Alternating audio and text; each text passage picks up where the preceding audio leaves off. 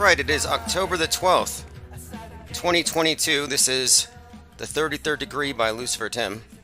And if you've been listening to Infinite Plane Radio for a couple of years, you are an honorary member of the 33rd Degree of every secret society you can mention, because whose secrets don't we know?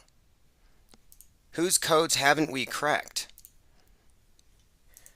All right, phones are open, 833-311-1984. It's a rhetorical question. We've cracked them all. And that's what makes them so annoyed with us. We know more than most of the people clawing their way up the pyramid. And we're not on the pyramid. I want to say thanks to Waynell for the meme here. Never trigger the flight or fight response of the flightless bird. Hey, they've been warned. Plenty.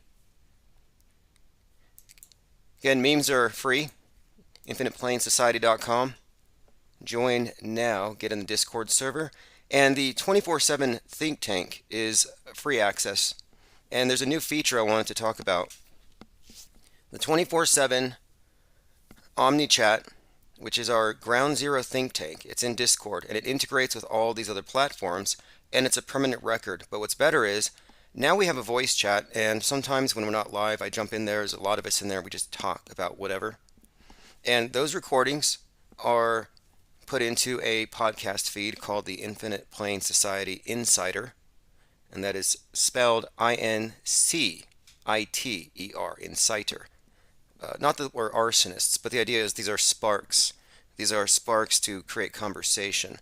And the Insider podcast is separate from the main one, but you won't miss it if you're there. I put it very conveniently in its own little text room, recorded voice chats. If you click that, you'll be able to access a lot of those old conversations. I'll get them transcribed and more. Just sent out text message notifications and live stream notifications. I've been off and on for the last couple of days. It hasn't been 100% consistent, but that's because I've been doing some side work. Dark Matter Digital Network is back, and I am the program manager. I don't anticipate doing any live shows there, but I am doing a lot of pre-recorded content, and I'll be recording it here. So if you're listening to Infinite Plane Radio, as usual, you're in the know. You won't miss anything. But if you like Dark Matter, darkmatter.radio is going to be 24/7. The official launch is tomorrow, 10/13/2022, which is the 1-year anniversary of William Shatner going to space. And if you recall, on that day, Shatner goes to space. He came down, and his mind was blown by how fragile the Earth looked. And he was trying to convey how he was worried. In fact, he claims that the trip to space made him weep for the Earth. And he even suggested that there was going to be a, quote, catastrophic event. He hinted at some catastrophic event. And this was last year. Well, the 1-year anniversary of that launch is today. And it's interesting how many headlines are mentioning Armageddon, Judgment Day, and the catastrophic response to a nuke if Putin goes there. Again, it all looks incredibly scripted, so I've been wondering, well, what's going to be the thing that causes Armageddon? Will it be a nuke? Will it be a rock from space? And interestingly enough, before Biden said Armageddon, before Putin said Armageddon, Armageddon was being force-memed into the public consciousness because the star of Armageddon, Bruce Willis, was having his likeness transcended into the metaverse. And this is going along with his aphasia. So it's like he's losing his mind, but his mind is going into this new format. He's transcending. And at the same time, NASA is sending its DART, which is an asteroid redirection, a projectile missile that hits these rocks in space so they don't hit us. NASA is your savior, by the way. And they'll tell you, they'll say, a big rock killed the dinosaurs. So this is important. We saved you. Anyway, thanks, NASA. So the DART's going up there, and they're comparing it to the Bruce Willis mission, Armageddon, obviously, where he died to save the world. Armageddon's in the news, and it's consistent again with the rock hitting the Earth narrative and this Terminator 2 nuke thing. All of these things are on the table right now. I have a voicemail to play. Let me go ahead and get to that right away. I want to make it a point to get to voicemails first. If you leave voicemails, I always read them or play them live. Okay, here's the first one. Hey, it's one step. I wanted to get in touch with you because last night you were talking a lot about Baked Alaska and Nick Fuentes, and I have a whole lot of information. Oh, yes, we got there. This is from a few nights ago. This was a message from One Step Too Far, who called to speak about a lot of these alt right figures, these alt feds, maybe we should call them. Fascinating conversation. It was probably the last archived live stream. We had like 3 hours on the phone, a lot of different callers, but we were talking about many of these characters, and I use the word characters advisedly, who appear in these big productions like the 1/6 event and appear to be scripted, fake. I refer to them as Judas goats. And for those who are wondering what a Judas goat is, I'm talking about a person who is controlled opposition, one, as in they pretend to be on your side, but they're actually working for the other side. But in particular, the Judas goat is trained in animal herding. And what they do is they essentially lead the other animals into the slaughterhouse. But they don't get slaughtered. It's kind of their gig. For example, Bill Hicks, Alex Jones. Are we looking at a Judas goat, or are we looking at a legitimate hero of the people? Well, it depends on how objective you can be. A lot of people are attached to their leaders that have been handed to them. Was it Albert Pike or who said, "When they need a leader, we shall provide it"? This is one of these nefarious statements about how um, nobody rises a certain level up this pyramid without their approval. Um, Anybody who's there with a blue check, suspect.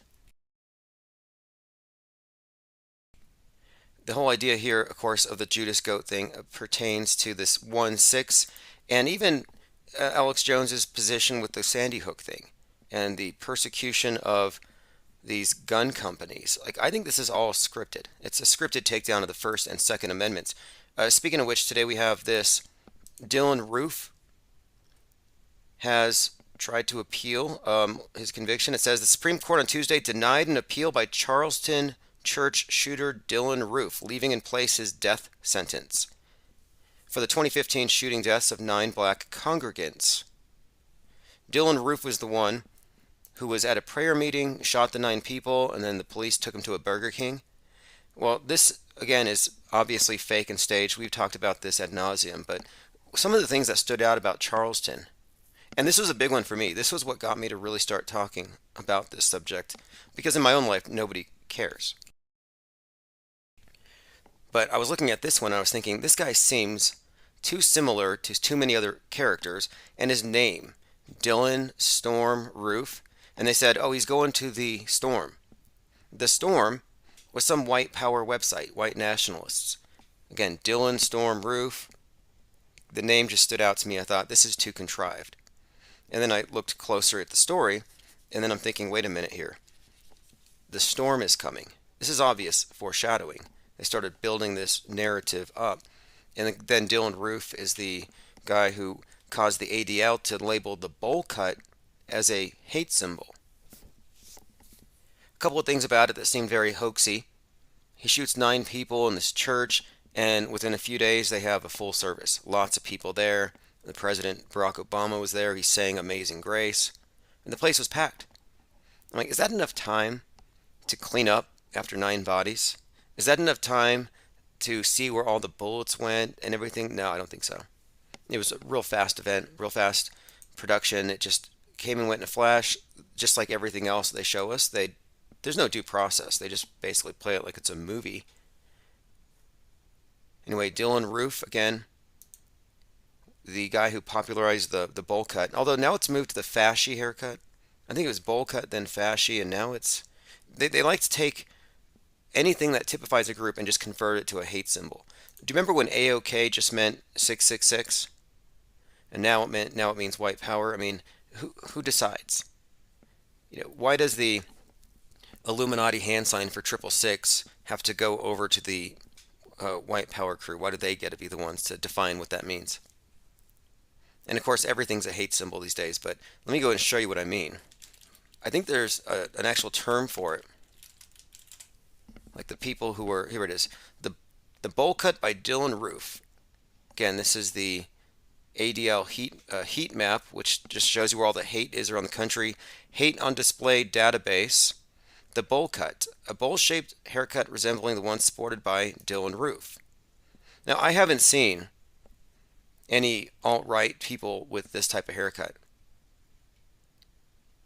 Roof venerators use his distinctive bowl cut to refer to themselves and like-minded fans. They call themselves Bowl Trash, or the Final Bowlution, the Bowl Gang, the Bowl Waffen Division, Take the Bowl Pill, Disrespect the Bowl, Pay the Toll, Take Me to Church. Now, look, this stuff's, to me, this is made up.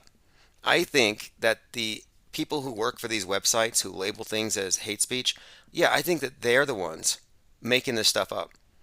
And I read about them and their secret numbers and their codes. I'm talking about these white power groups. It all just seems too Kabbalistic, like 23, AK. They add up the numbers, compute them, relate them to other things. I just don't buy any of it as being truly organic.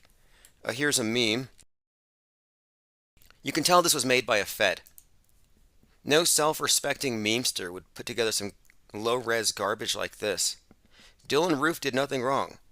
And then you have the Nazi Black Sun, which has been popularized by some of the new flat earthers to put out documentaries.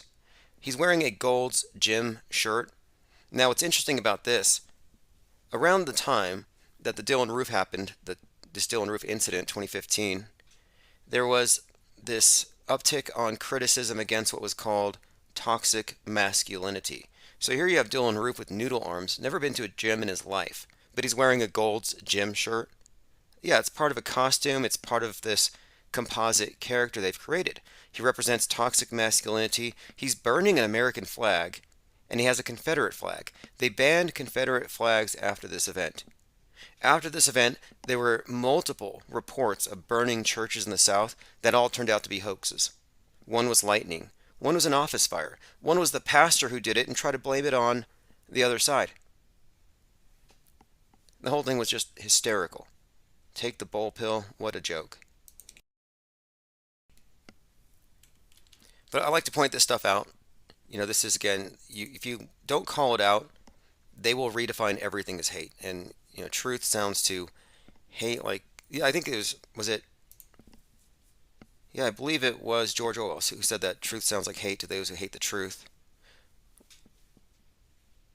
I mean, that's kind of what we're looking at today. Now they're getting at the point where they want such control over language that they're going to convict you of murder if someone kills themselves over your meme. And that's been the case with this Molly Russell case, which we'll get to. Molly Russell's the one who went down a really dark rabbit trail because of the internet, because algorithms, and this led her to kill herself. And in the first case of its kind, they're saying death by internet. I mean, dark rabbit trails, like she has no volition, she was just led there. And they presented this slippery slope argument in 2018 when they blamed Alex Jones, a globe earther, a secret space program believer, an anti-flat earther. They blamed Alex Jones for flat earth. They said, oh, if you listen to this, the algorithm's going to take you there. It's like, oh, you don't have a choice. You realize this, right? Oh, no, you catch the memes like you catch COVIDs. You walk into a room, you hear this meme, now that's your belief. That's what they want the public to think. And if the public will buy that, which they will, then they can make the case that we have to ban these memes from the public because people can catch them. Don't want you to catch hate. Don't want you to catch any kind of meme that might make you go do something like question the scientists, not recycle, shoot up a school. You know, these unregulated memes, because this is an infodemic. And the infodemic's way worse than the pandemic. That's what they want you to think. In my opinion, they created the pandemic as an excuse to control speech, to control the infodemic. And the infodemic is about the information they don't control. It's not hate speech they're going after. It's not QAnon they're going after. They're going after all unregulated speech, ideas. They don't want wrong answers out there. They don't want you to be able to compare wrong from right and come to your own conclusions. No, they're going to tell you. And why would you need to ask? They tell you the right answers. Why would you need to go ahead and ask a question? And this again fits into the agenda which I called out a couple years ago. They're going to send in blue helmeted NATO troops into every house. They will kick down your doors, battering rams if they have to. They will rappel in from helicopters, kick through your windows, land in your bedroom. They will go right to your computer and they will rip that question mark key off your keyboards. They're going to do it everywhere. There's going to be a massive bonfire. They'll have it on TV. All the question marks burning. And this was the secret meaning behind the movie Don't Look Up. If you look up your own answers, if you look up alternative explanations, the world's going to be destroyed. Again, thanks for joining. Let me go ahead and see who's in the chat. I sent out text notifications. I know it's early, somewhat unexpected. We are joined here by quite a lot here. Rocco Calzone, David Hazel, HIGGIH. David A. Pryor says L. Ron Hubbard, spelled E-L. Yes, it's code. Lafayette, but they use L because they need to invoke the name of their god. Shannon Jones has been missing you, Tim. Thanks for the notification. Yes, I've had a number of side projects. I started an eBay store. I reclaimed a domain from the domain thief, Goldfinch, who stole 40 domains from me since 2018 in order to block traffic to my projects. He bought infiniteplanesociety.org, .net. I mean, every iteration you can think of, 40 domains. Now, I haven't had him officially served with papers for that yet because he's hard to find, but we will find him within a few months. We will locate him and serve him papers. But I managed to get timosman.art, A-R-T. I got that one back. And I reopened an eBay store, and that's probably going to allow me to spend more time doing this. I've always been able to maintain a good side income with art sales when I've had an eBay store because it has traffic. Built-in traffic. Joined by Creation Bear says tuned in. Awesome. Pippi Langstroth says what? In all caps. Angst G, Salty Siren, Marcel Ploger. G33, awesome.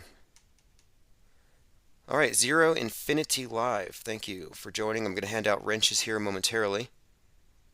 All the YouTube channels are burners. We've burned through 140 of them. And by the way, YouTube is a party. They are I would say, a co-defendant in an identity theft suit. I have an identity theft suit against the individual who stole those domains. And YouTube is a party to this identity theft. I don't want to spend too much time in it, but I mentioned them. And I just want to mention that YouTube is it's a criminal. We'll just say that. Joined by T-Dog135 says, guess I'm moving to Bolivia. David Pryor says, wasn't there a song about a roof on fire? Yes, I believe that could even be relevant here. We've been talking about how the West is burning. West world burning. Westeros burning before the winter. The big nuclear winter meme they've been pushing out there. The dark winter, the division. It wasn't about cold weather. No, it's about nuclear winter. I mean, it might be cold. I mean, it's a hypothetical situation. Joined by Project Honda Rod says, dig all the art. Glad to support the channel. Thank you. And it will keep this channel going despite the best attempts of the monolithic media to marginalize and suppress us. And we're not even trying to be confrontational. We're not even going against the grain. We are parallel. And we are growing as a parallel media network. We don't need to be censored. We're more academic than political. And our opinions are based on an objective analysis of the facts, not just the facts they serve us, but the bigger picture. And the public's not supposed to know there's a bigger picture. They're not supposed to know there are wrong answers. Okay, let's continue. I'm going to go through my minds.com. I briefly had to mention Molly Russell because that's going to be the new agenda here. Molly Russell is the first example of somebody who's been killed by a meme. Watch out, Alex Stein, the Morgiles on the grind. Seems like a number of people are trying to break their way into mainstream success through rapping. A lot of these late blooming rappers, like mid-40s, are just like, oh, I'm just going to start rapping. Nothing wrong with that. Nothing wrong with it necessarily. But it's a color and or a flavor, and then some type of a primate or even a reference to a primate, right? So here we go. I'm reading this. We got lavender, panda bear, extra money, honey badger, white chocolate woodchuck, marmalade marsupial. Don't forget about vanilla gorilla. Don't forget about grape ape, mocha Now, koala, tangerine. I understand a lot of people won't have any context for what a Morgile is. I may get into it as we get closer to Halloween. We'll get into what exactly this cryptid happens to be. Just an old friend of the channel. It's always interesting to see people I haven't heard from a few years. Just where have they, where are they now? And I kind of want to do a where are they now for all of the headliners of the Flat Earth Conference. I know you got Philip Stallings is in jail for life. I believe 56 charges of what, human trafficking, child stuff. Let's see here. A number of them have been COVIDed off the world stage, if you want to believe it. I mean, who was it? It was SpongeBob. SpongeBob called in and he shared a clip where it appears to be that one of these very well-known flat earthers died of COVID, but he came back and he was protesting police in Canada on behalf of the truckers. I really have my doubts about any celebrity deaths for the most part. HG, no press pass yet. Press passes are still being sent out. If you just want to message me on Ko-Fi or email, I'll give you a tracking number.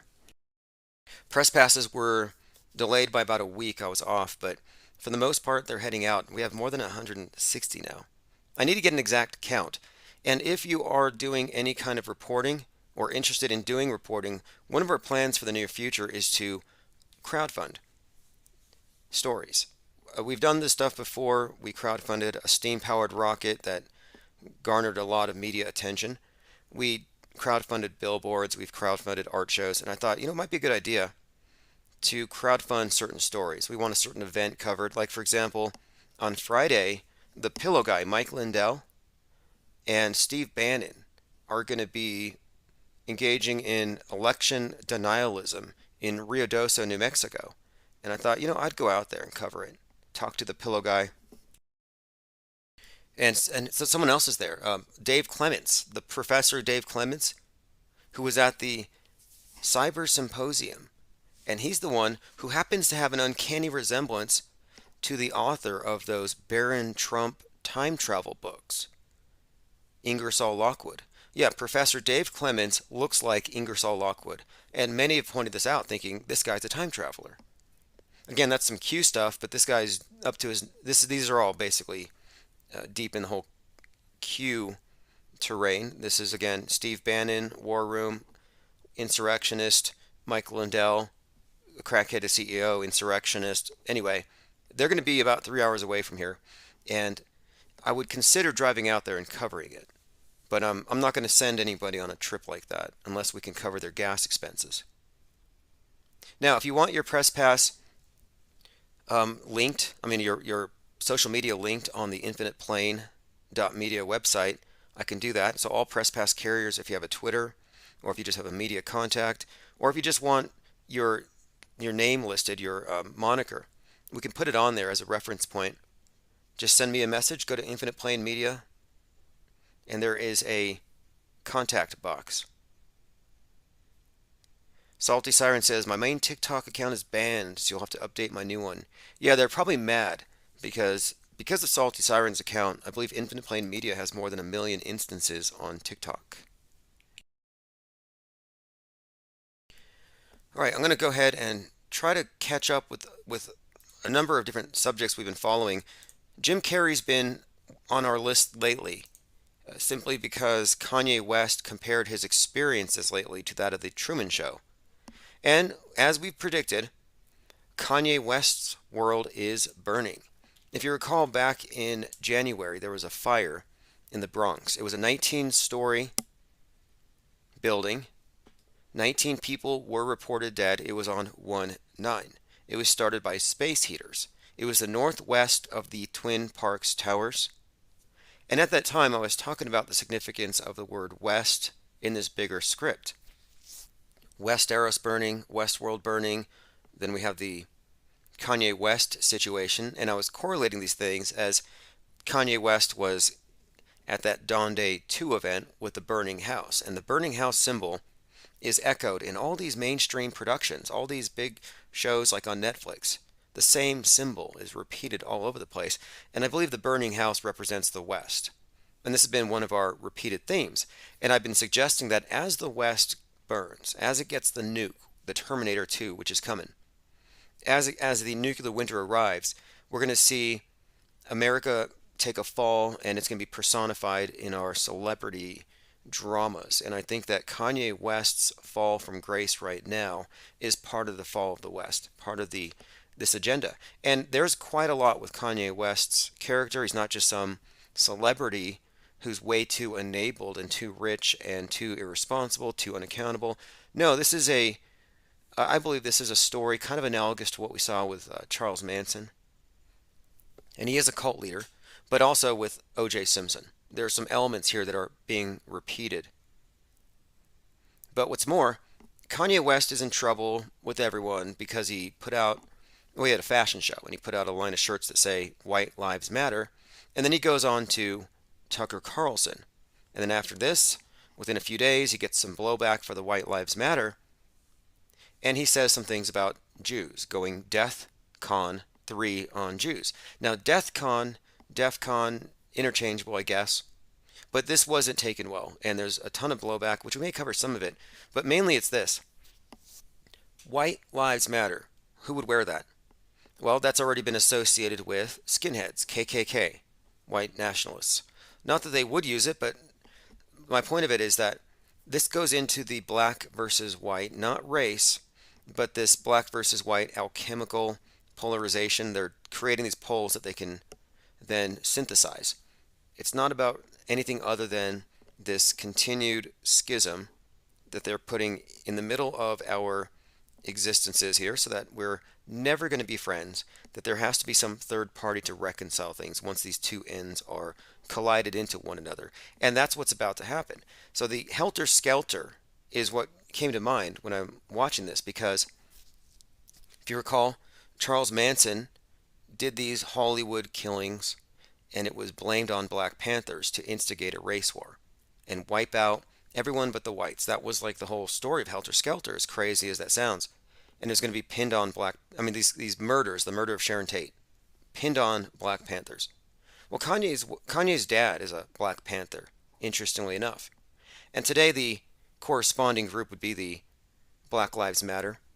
Now, my point here is that for Kanye West to wear that is kind of fascinating, considering at the Dawn Day 2 event, when he's posing in front of the burning house, he's hanging out with Marilyn Manson, which brings in this Charles Manson Church of Satan connection, which is an important connection considering that the Manson killings were performed by Susan Atkins, a satanic witch from the Church of Satan, quite literally. Now, what's more, this isn't their first interaction. This collaboration between Kanye and Manson at this ritual to Hades, to Pluto, on 2/22/2022, the day of Pluto return, it wasn't just an occult ritual. I think that they just put together. I think these guys have been working together for some time on this. What I mean is, here they are performing a song called Jail, which hasn't happened yet, but I think that's foreshadowing. But previously, Kanye had released a song called Black Skinhead. And what a contradiction, but now you can see the meaning of it. So Black Skinhead came out, and that song happens to sample Marilyn Manson, which is the song Beautiful People. Now, the bigger picture here, I'm thinking here, is we're looking at foreshadowing for the instigation of some kind of, quote, helter skelter kind of conflagration.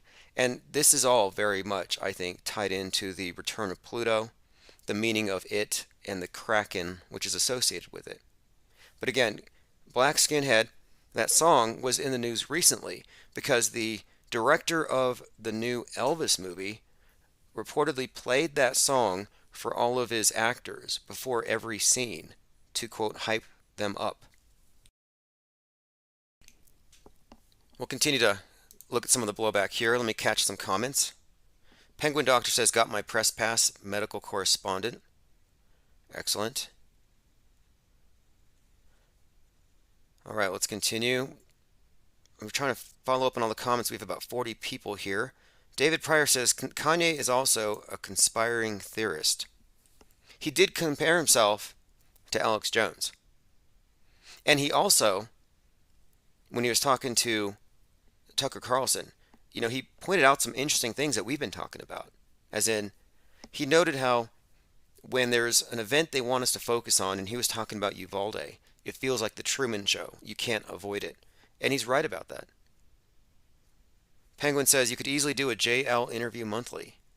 Yeah, you know what? I ought to reach out to him and talk to him. I was watching one of his videos last night. He found some fascinating connections between the death of River Phoenix and the Viper Room and Elvis Presley. And this is a part of a bigger narrative which JL has been uncovering for some time. But I wanted to bring up the idea that River Phoenix may have been reborn as Mark Dice. And I went, Mark Dice is being followed by, I believe, like 350,000 people, maybe more, maybe millions. Like, he's pretty popular. I have 1,000 followers, if that, on Twitter. I go over to Mark Dice. I want to follow what he's doing these days, and I've been blocked. I'm like, why would Mark Dice block me? Strange, right? Well, I think I know why. There was a night where I was talking about the significance of the Joker, played by Joaquin Phoenix. And we started talking about River Phoenix, and I brought up how River Phoenix was likely Mark Dice. And someone called in, and we spoke several times, and a friend of mine kept sending me messages saying, that's Mark Dice, right? He's using a fake name. Anyway, I called him out on it, subtly, and never got a call from this person again, and then I was blocked by Mark Dice. But I think it's interesting to note here that Joaquin Phoenix plays the Joker, but in real life, quote, real life, he is an environmentalist. He's basically doing the Greta thing. He got arrested protesting climate change alongside Jane Fonda. So there you have Joaquin Phoenix is a left-wing agitator. Mark Dice, if he is the twin, is on the other side. He's a right-wing agitator. And he was introduced on Alex Jones's show, back when he was still John Connor. John Connor is an interesting reference to the Terminator 2. Remember, again, it's JC, John Connor, Savior, coming back in time, JC, Jesus Christ, against the Terminator. And the Terminator is a reference to the sunset, where night meets day, the Terminator line. Because in this myth, the sun dies at sunset. It's terminated. The Son of God, the idea here, Son and Satan here. Terminator and JC. Or T2. And T2 is the movie where you have a nuke in Seattle on the playground, and it focuses on a burning turtle.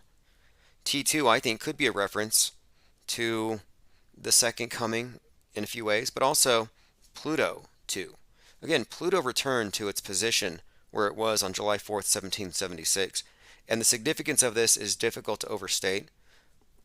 We've covered it quite a bit since February, and I'll bring it up as it becomes relevant here. It is highly significant, though. We're talking about the cult that runs this world having this obsession with time because they control time and space, and everything they do is coordinated by this metascript, which isn't written by a few people in Hollywood. Its author is much higher, you could say, because it's all based on the stars. It's an astrotheological tale encoded into the religions, and it is superimposed over our mainstream media and the myths and the narratives that they have us go along with on the world stage, which is mostly a simulation. I mean, it's real, it's physically real, yes, but the mental reality that we're living in, yeah, there's a disparity between the observed experience and the one that they tell you exists, the one that you see through the screen.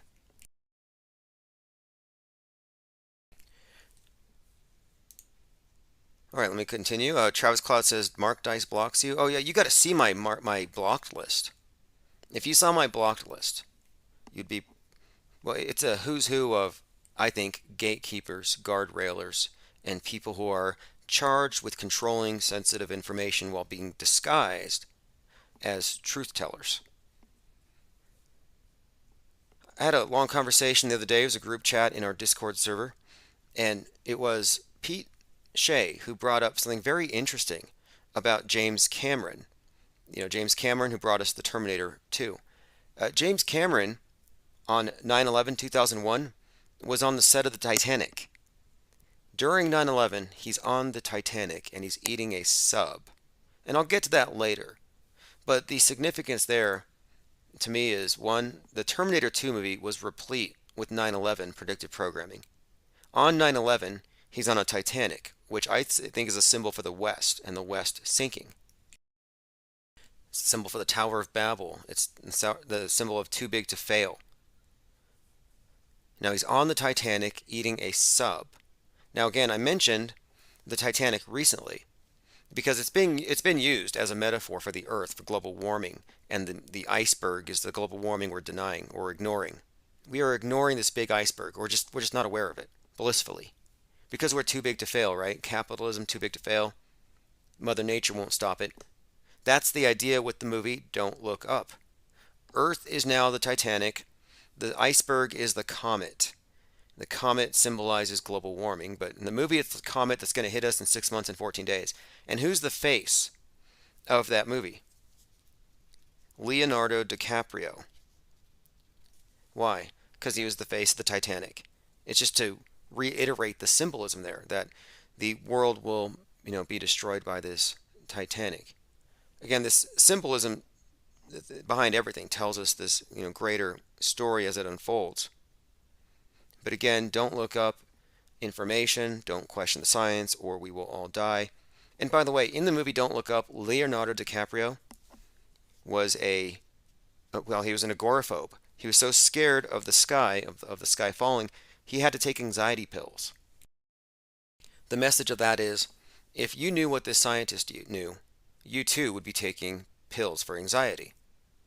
He looks like he hasn't shaved in a few days, his clothes look slept in, and this is the same archetype as the main character in Moonfall.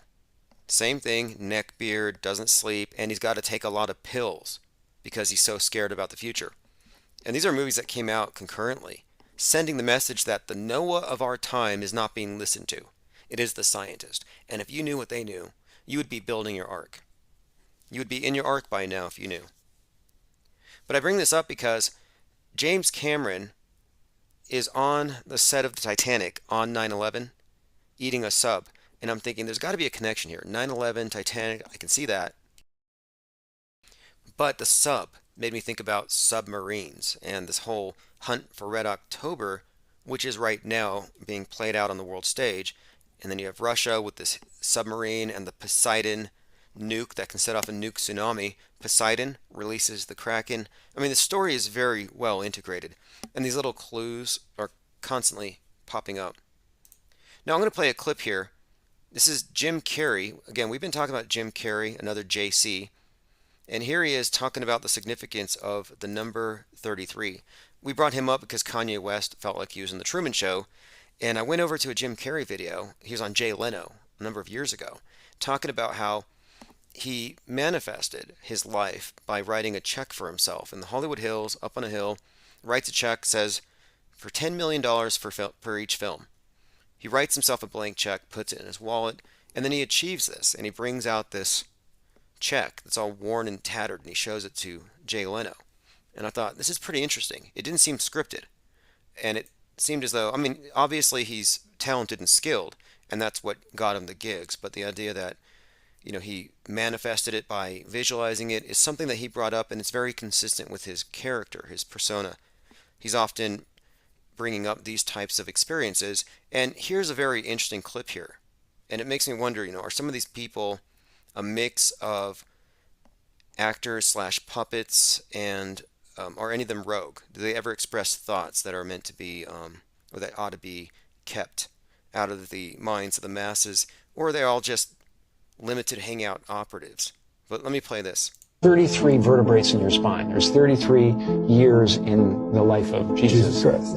Substance that comes from your medulla, which looks like the Ark of the Covenant, has angel's wings around it, the whole thing. Trip down your spine to your sacrum, which is Christ coming down into human form. Yeah.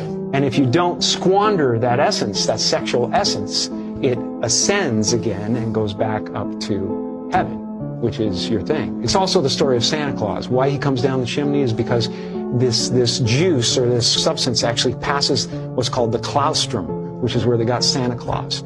So it goes down the chimney. I never heard that one. I heard it was Satan's claws.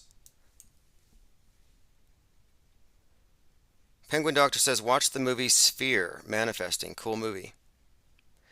I also recommend, and look, we have a recommended movie list. I'll have to put that on there. If you're in Discord, go ahead and do it yourself, or I'll get to it. I'll put it in my notes here. I want to watch In the Mouth of Madness again, because I think that movie explains quite a lot about this realm, this world, this reality. I mean, if we are even minutely responsible for directing, I use the term co-creation, but if we are in any way, quote, God, if we are manifesting entities, if that's what consciousness does, if it creates as it perceives, then a lot of the stuff has some serious validity.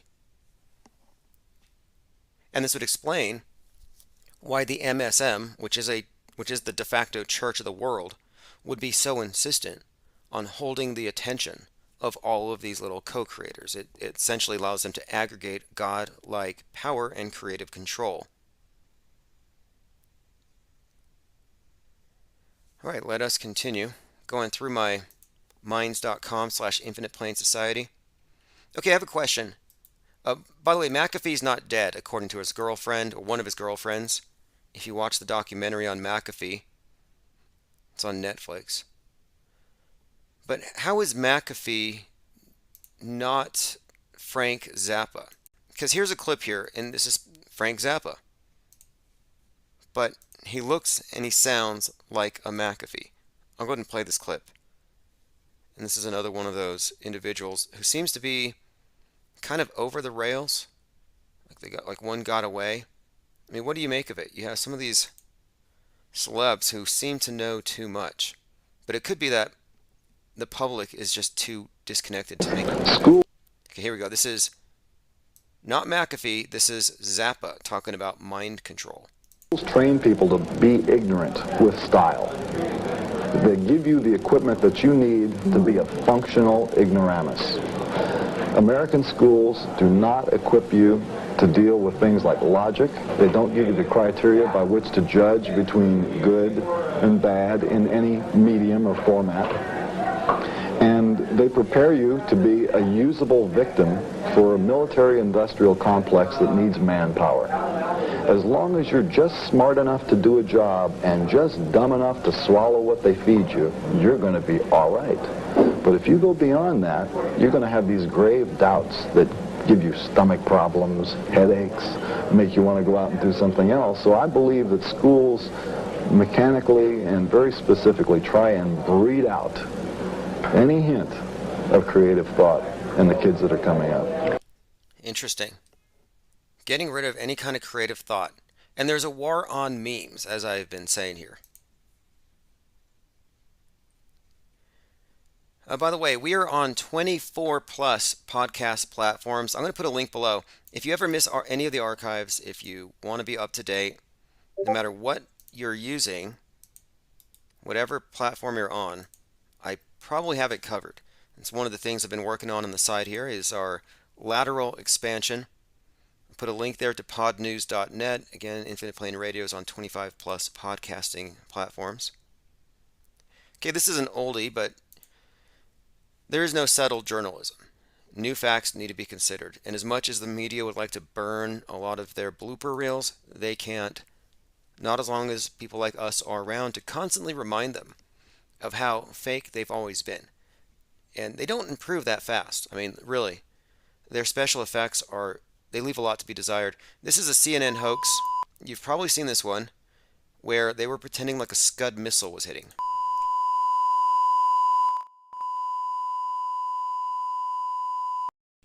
Again, this is from CNN.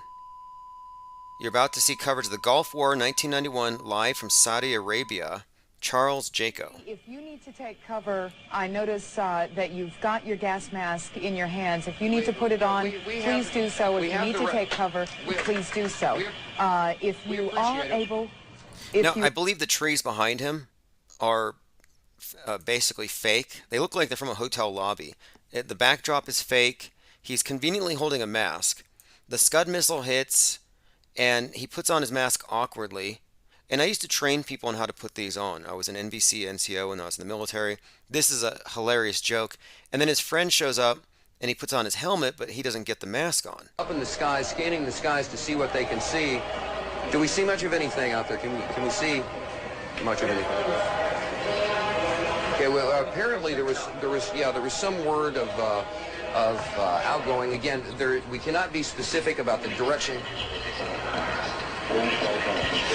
Okay, here we go. Now he puts on his mask, and the other guy puts on the helmet.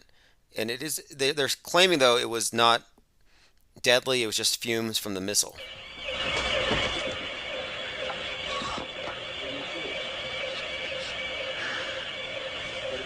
And also note that the camera is handheld.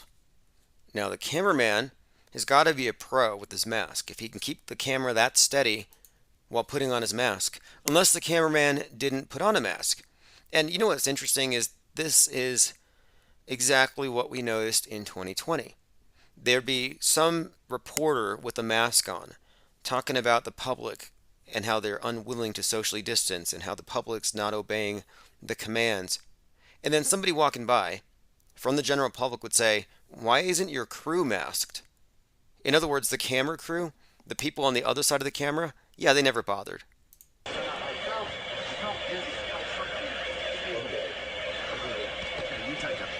So there you have it. The guy on the left has his mask on, and the guy on the right and the cameraman do not, but he's got his helmet on. Now, this was brought back to my attention because just the other day, this is a bit of raw footage from the BBC. It's a correspondent taking cover during a missile attack. So Putin launched a missile at this BBC reporter. Luckily, he ducks.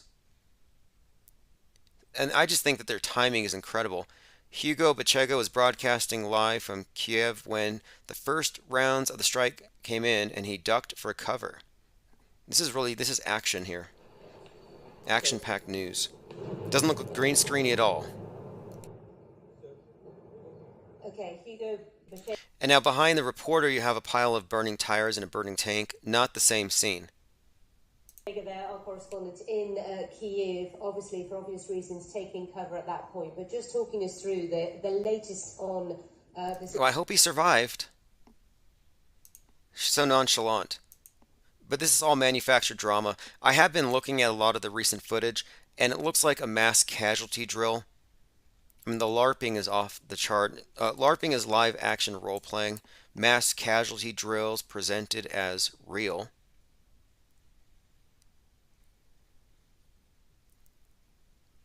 All right, this is something I've brought up a few times. I've been talking about how on the Chinese space station, they have a mason jar, a magic mason jar full of water, and the water doesn't float away. Well, I found an explanation. The explanation, they say, is that surface tension will keep the water in the mason jar. So there you have it. That's the explanation. You can drink water on the space station from a mason jar because of surface tension. And they say the jar is velcroed to the table. Now, I don't know if this is an ad hoc explanation after the fact, some kind of, let's just patch this together, or if this is legitimately true, but to my knowledge, it's the first time I've ever seen, like you could have a glass of coffee, you could pour some coffee while you're in space orbiting. Your hair is floating around, everything's floating around, but your coffee, your water, yeah, that'll stay settled as long as the surface tension isn't disrupted, right? Again, that's from the Chinese fake station. Let's get back to the catastrophic event, because tomorrow again is the anniversary of William Shatner, Captain Kirk, going to space. William Shatner said, "My space travel filled me with overwhelming sadness." And here he is, huge smile on his face, having just arrived from outer space. But he's very sad or something, so he says. I mean, this picture just doesn't match. But I bring this up because Shatner had said on TV that he was worried that there's some kind of catastrophic event. The catastrophic event. He didn't say there might be. Shatner issues dire warning of a, quote, coming catastrophic event. Shatner says he was struck by the fragility of the planet. And that's a major psyop there. The idea that the Earth is fragile and that we are destroying it. That's a narrative that they came up with to frame their environmentalist takeover of free enterprise, of freedom itself. That's all. The Earth is not fragile. And this is why they showed you the Earth. There was this movement by Steve Brand called the Whole Earth Movement. And the Whole Earth Movement was premised on the idea that there wasn't a picture of the whole Earth. That we didn't have an iconic image to point to until they gave us one, but they didn't until a lot of agitation on behalf of Stuart Brand. It was called the Whole Earth Disk. Now, this image was taken in 1972, the so-called Blue Marble, but Stuart Brand started in 1966 saying, we need a picture of the whole Earth. To NASA, he asked, why haven't we seen a photograph of the whole Earth? I was a big fan of NASA and of the then 10 years of the space exploration. We were in 1966. We'd seen a lot of the moon, lots of the Earth, but never the complete Earth. It was odd for 10 years. Why haven't they turned the camera 180 degrees to look back? So they did. And that image catalyzed the environmentalist movement as it exists today, with its adherents setting themselves on fire, lying down in roads, and engaging in a fascist takeover of the free market. All thanks to Stuart Brand. And Stuart Brand, by the way, he showed up again in another article I found recently having to do with the 10,000 year clock of Jeff Bezos. Jeff Bezos, another one of these, I guess you could say, Saturn worshippers. I mean, that's what I think they worship. But they worship this god represented by a black cube. I believe it's time or Chronos. The clock is pretty much an altar to this deity. Well, Bezos' $42 million clock was built into a mountain. And again, the number 42 has everything to do with Saturn. As we often talk about the meaning of the symbols, which I take from their usage. The number 42 is consistently used to associate their various launches with this deity, with Saturn worship. I mean, look, it's not me that worships the stuff. I'm just pointing out their symbols. And it's, look, a $42 million clock, that's a pretty expensive thing that no one's going to see. It must mean something to him.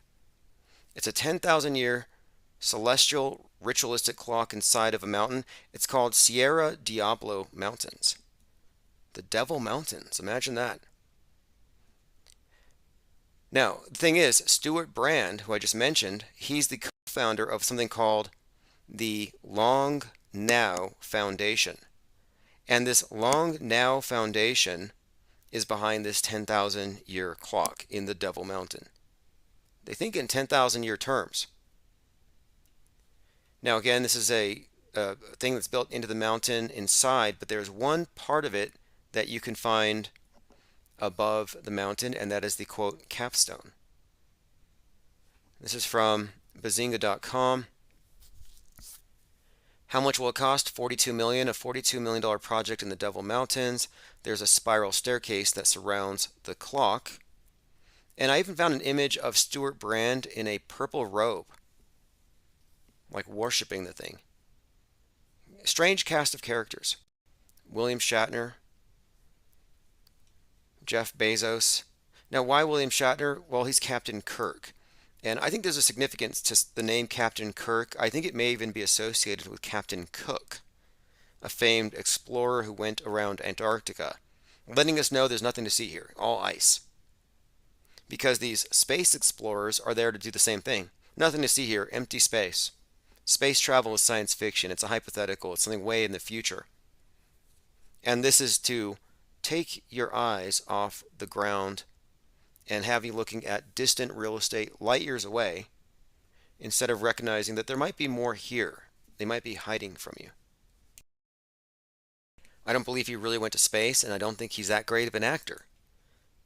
But he came back down. He didn't seem all that perturbed, but then he kind of changed his tone, and now he's saying that we are about to experience a catastrophic event. I think the reason why Bezos sent him as well is that with Star Trek, it's about the new frontier. And I think what they wanted to do is to create the perception that the richest man in the world and all his rich friends see space as a new frontier, a continuation of manifest destiny, westward expansion. And that can't happen, like the movie Don't Look Up says, because capitalism is not sustainable. Freedom is not sustainable. The earth can't take it. It's too fragile. And this is why we need a catastrophic event. We need a catastrophic event because the rich people will use the outer space as a new frontier. They will become trillionaires, which will disrupt our political and economic system. And then we have space wars, which will ensure that this doesn't happen. But listen to what he said. It was among the strongest feelings of grief I've ever encountered. The contrast between the vicious coldness of space and the warm nurturing of earth below filled me with sadness. Every day we're confronted with the knowledge of the destruction of the earth at our hands, the extinction of animals, flora, and fauna, things that took 5 billion years to evolve and will never see them again because of mankind. It filled me with dread. My trip to space was supposed to be a celebration, but instead it felt like a funeral. Yeah, he felt like he was at a wake for Mother Earth, dead beneath him looking down. Meanwhile, Bezos is spraying champagne on the ladies that were waiting for him at the landing site. Shatner's trying to talk about the blackness of space, and Bezos is too busy thinking about mining asteroids.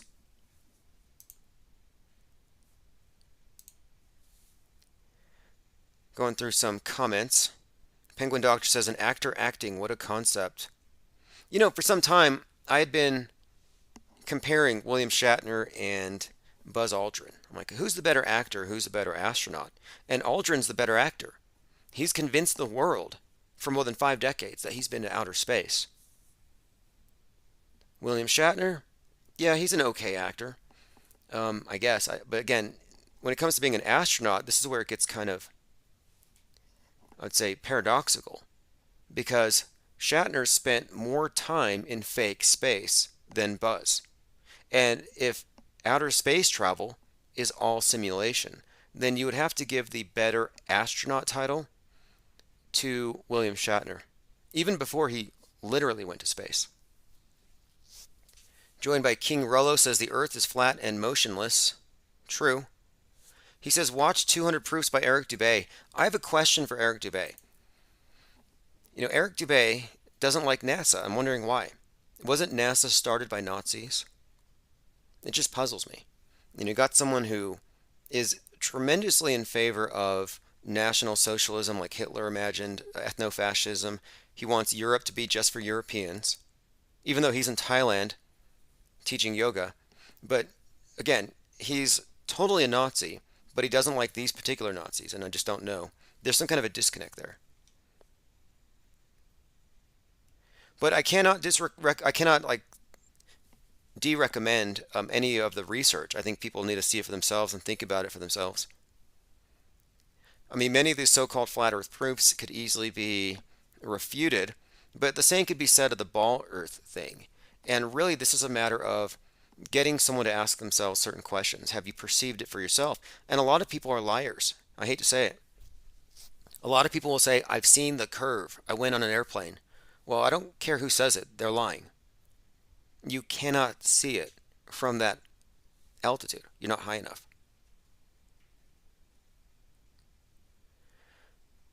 Auto Hoaxer says 200 proofs. Is it 2016? Yeah, exactly. And the conversation is actually very evolved. I think it's way past the 200 proofs and anybody pushing a dome. I believe Dubé is a domer. And the dome thing is, it's questionable. Is it biblical? I don't know. My question about the dome is, what's the curve of the dome? They say the curve of the earth is 8 inches per mile squared, but what's the curve of the dome? Does it have a curve? If it doesn't, it's flat. If the dome is flat, then it's not a dome? Doesn't make sense. David A. Pryor says Shatner fake traveled at light speed. Aldrin only fake landed on the moon. Lame by comparison.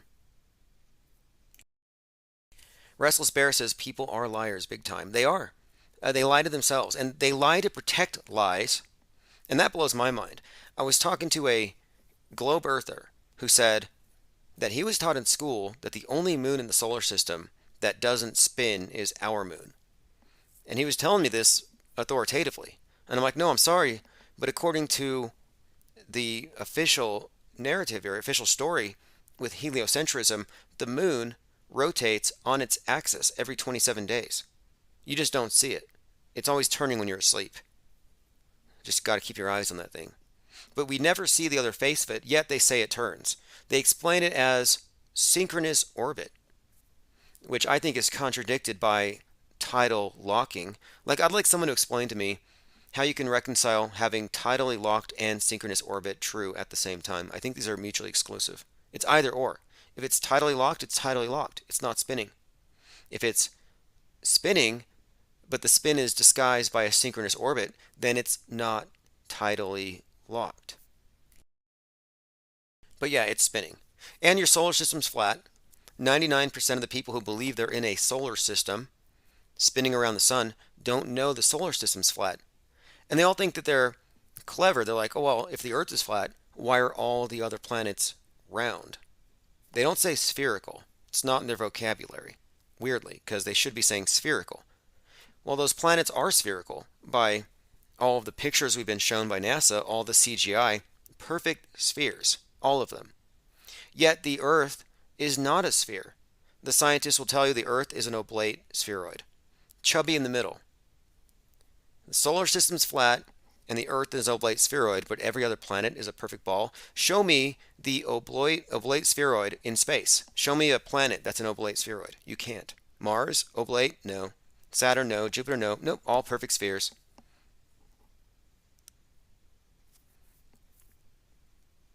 Penguin Doctor says, I've got some dome glass to sell you.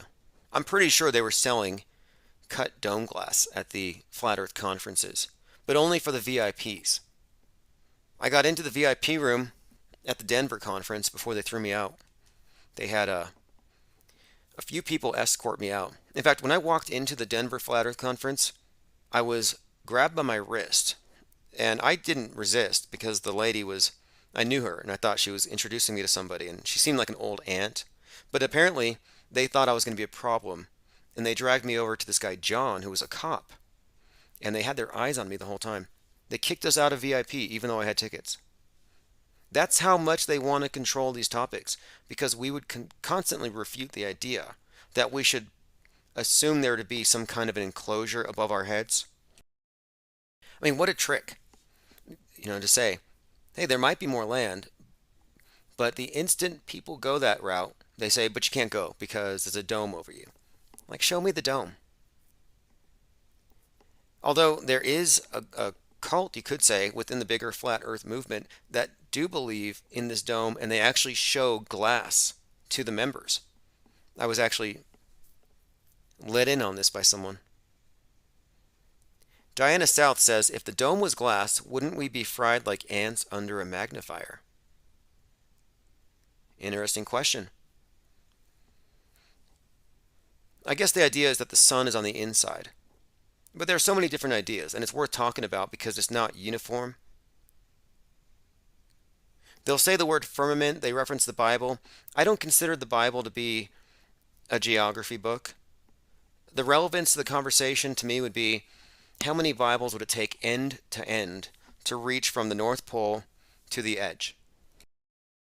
Like, we really got to think about this. If you really do think the Earth isn't a ball, you're not going to solve it by going through old books written by the same people who write your news and make your maps.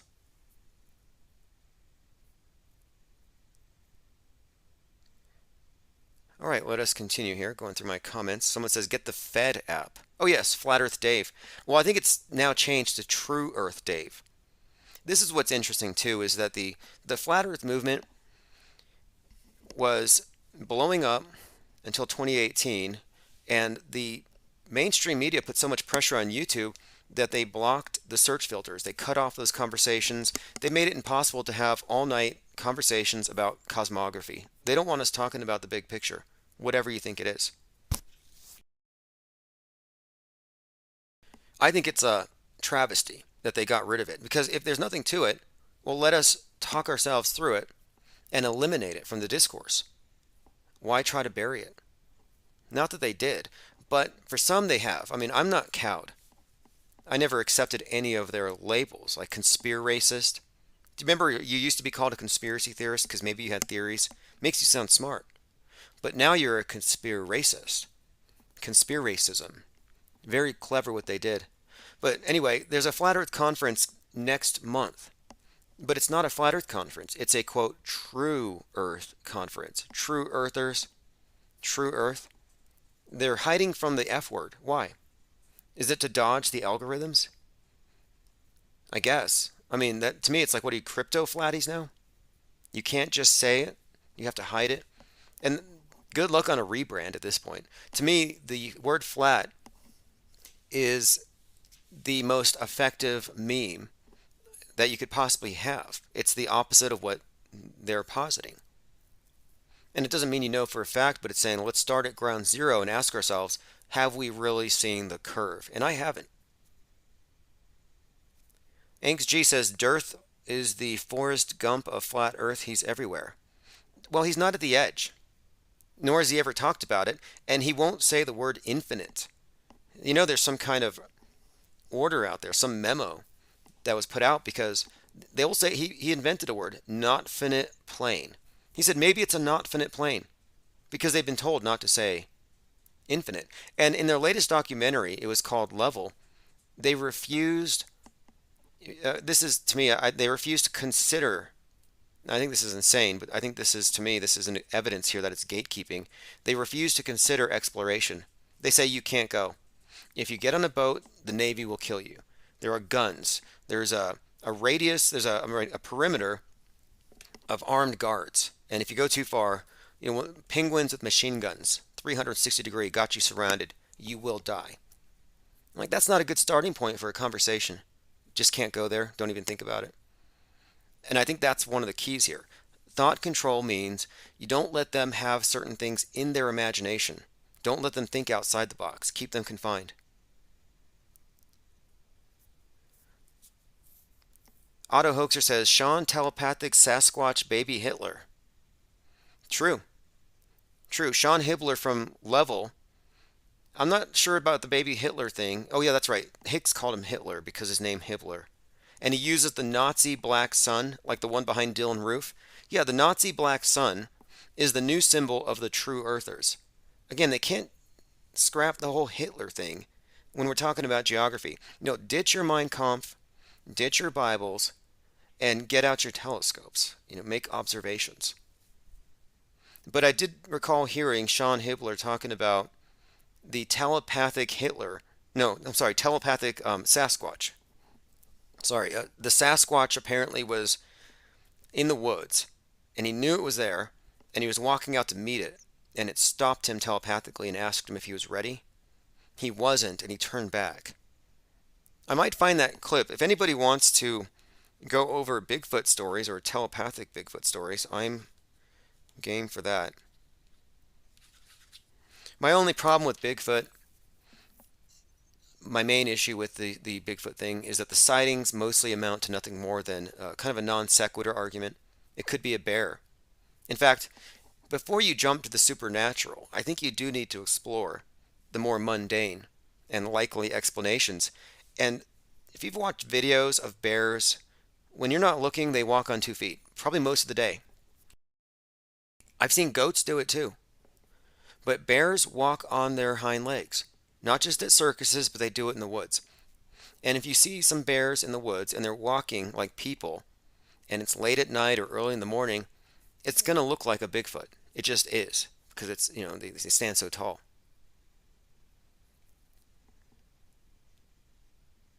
AJ Ryan says, "Hey Tim, can I ask you a question? Have you ever come across Wolfie6020 on YouTube, the pilot that tries to debunk flat Earth?" I have. I've listened to Wolfie and a few others. I've talked to Rhetoric. I've spoken with, what's the other guy's name? Fight the Flat Earth. And Fight the Flat Earth cut me off when I said the Challenger explosion was fake. Like, they won't even go there. They take everything that they've seen for granted. They exist on the world stage. They have a very insulated frame of reference, and no debate is actually possible with people on this topic anyway. You cannot debate the shape of the world with people who cannot entertain hypotheticals, or will not, I should say. Because I'm sure they can, but they don't, or they won't. Their thinking is very limited when it comes to this topic. They'll say, what's at the edge? If the earth was flat, cats would have pushed everything off the edge by now. Okay, well, what's at the edge? You're asking a question, what's at the edge of the known world from your perspective? You don't have answers, ha ha ha. Well, tell me what's at the edge of your universe. If the universe, the universe has an edge, apparently what's the edge? Their answer is, I don't know. My point is, whether you think the earth is flat or a ball, you don't know what's at the furthest reach. There's a point where we have an area that is unknown. And we are the ones talking about the unknown. And they're the ones who laugh at the people who talk about what could be unknown because they've been told that we already know everything. The know-it-alls aren't really open to new information. The science is settled. Journalism settled. It's settled facts. It's settled law. It's carved in stone. But in the new age, that's not going to be the new standard. When the Georgia Guidestones blew up, I said, you know why they blew those up? Because they don't need to carve their rules in stone anymore because they might be held to some kind of objective standard. Now they've gone to the digital monolith, which you can see at NATO. And it has the same exact message that the Georgia Guidestones used to have. But now it's in a digital format, which means they can edit the thing as need be. Travis Cloud says, Fight the Flat Earth cried when you said the Challenger explosion was fake. That hurt their feelings. You know what I find peculiar about that? They're so mad and they're so hurt that those people didn't die. I'm like, what are you? Psychopaths? You should be happy they're not dead. But they're more angry at you for pointing out the hoax than finding out that these people are alive. Like, it's good news. Those kids are alive. If they even existed. It's good news. A bunch of crisis actors got paid. Nobody died. Nobody cried. And they're like, how dare you? Because they're in the world where a bunch of kids got butchered, and it gives them political points. That's all. Something else about Fight the Flat Earth and his friend, Mick Toon. So Mick Toon and I were speaking once. We had a long conversation. It was myself, Mick Toon, Red's Rhetoric, and I was showing them clips from the space station. And I'd show them CGI. I'd show them glitches. I showed them the cosmonaut dropping screws in the bathroom and they hit the floor. I'm sorry, but it's 0G. Those screws should be floating around. But no, they hit the floor. They bounced. We show them clips, astronauts on Earth Day holding a globe and they drop it and it hits the floor. That's not supposed to happen in space. Every single time I showed them a clip, you know what they would say? That's not my argument. I'm only talking about the Earth. I'm not talking about the space station. I'm not talking about NASA. I don't have to answer for NASA. They dodged it. They could not confront anything having to do with the fakery of space that you could discern as a graphics editor, video editor, if you've done Photoshop. If you're visually literate, you can see through this stuff. They're not allowed to. They have to confine their conversation to what you can measure here on Earth. It's not an authentic, real debate. King Rollo mentions bubbles in space. Scott Kelly was confronted about bubbles in space multiple times. And not just bubbles. Okay, so when you look at the space station, they're out there doing their spacewalks. And by the way, Tom Cruise is doing a spacewalk. The first civilian to do a spacewalk very soon. And it's Universal. You know, Universal Pictures, their logo's the globe. Universal is what Catholic means. Because the universal religion is the ball. That's the universal God proxy or God replacement. But when you look at these spacewalks, you'll often see bubbles in space. Now, the visually illiterate or the apologists for the bad science fiction presented by NASA, the overpriced bad science fiction, they'll say, oh, that's space dust. Or that's just you being a dumb flat earther. There's nothing there. Your eyes are deceiving you. No, those are bubbles. They're floating up like bubbles. And they can't understand it. They'll say, it's impossible. There can't be bubbles in space. Well, of course it's impossible. Maybe they're not in space. What about wooden moon rocks? I got into a debate yesterday about wooden moon rocks. How the moon rocks presented to the government of Holland were all petrified wood. And I had some NASA apologist, and he was actually commenting on something I said about the fake Challenger explosion. He's hitting me up about this, saying, you cannot say these rocks are made out of wood. You don't have any evidence. Prove it. And I showed him the NPR article that said, yeah, these were all tested by geologists. No response. No response. Usually they make something up. One guy made it up, a story about how, oh, the reason why they have wooden moon rocks in all the museums is the astronauts were giving away the real ones to impress the ladies. Like, that's not even written down anywhere.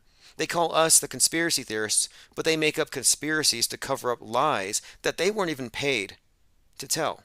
Like, you're not the one getting paid $50 million a day. Why are you lying for NASA?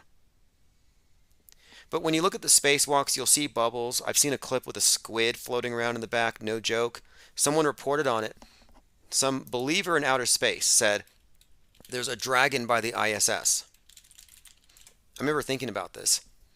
Like, if you aren't willing to entertain the possibility that the space station is fake, you might be led to arrive at conclusions like this, because there is this instance where you appear to see behind the space station looks like a dragon that someone had spotted, and it's just swimming around in the background. And I'll pull this clip up if I can find it, but they have a ship called the Dragon which kind of hides the search result. Anyway, the thing moved like a squid to me. It looked like a squid, but it's far in the back, not a dragon. Anyway, what's more likely?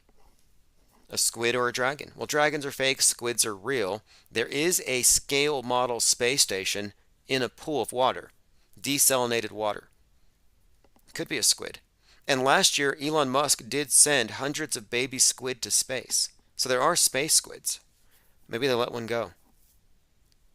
But beyond bubbles, beyond squids, beyond these other anomalies, what unequivocally proves that the space station is underwater when they're doing these spacewalks is the lighting. This is basic visual literacy. Look at your light, like you have a flashlight, your headlights on your car when you're driving. Note how your lights work, how it lights up the environment. Then go look at a video of underwater at night, some underwater diving where they use lighting underwater, and you'll see that the light underwater is very diffused because, of course, the medium. And the spacewalks always have lighting that is very consistent with underwater lighting. Yet, all of their photography, not their live footage, or so-called live footage, not their photographs, but only their spacewalks give you the diffused lighting. Every other time they show you outer space, it's crystal clear. And when you compare these things side by side, it shows you discrepancies.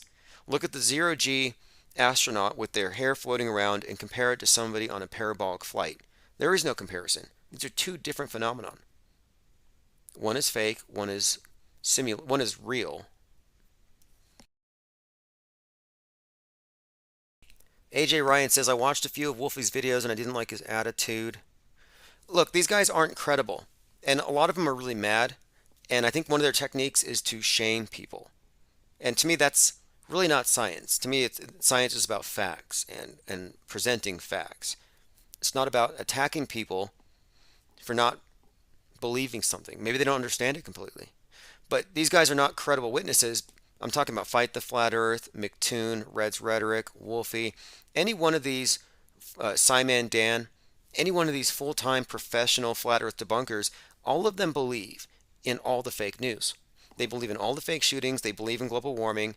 They believe in every single fake hate crime, even the ones that have been debunked. These guys probably mourn Jussie Smollett because he was lynched. Like they're so plugged in to the world stage that they're not credible witnesses. They have no insight into the nature of this place because their reality is confined to the parameters established by the world state church. You're not going to get anywhere. Whenever I would debate them, it's only so I can point out to the people who are listening the discrepancies between the knowers and the believers. And the believers are nasty in every religious cult. They can be, the zealots.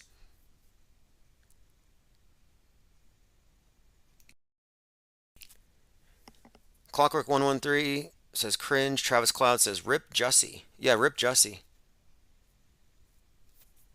So sad all those MAGA hat wearing Klansmen lynched him. You know, it's a good thing they did a follow-up story. Because we would still be, I mean, that's how it works. The media tells us what's real. You may disagree with it, but they're eventually going to delete anything that doesn't agree with them. That's why they can continue to lie. Because they know in the end it's their lies that remain. Everything else will be mud flooded out. The next flood, the Great Reset, I think it's this digital book burning. King Rollo says nobody's been to the moon. Is the moon even a landable object?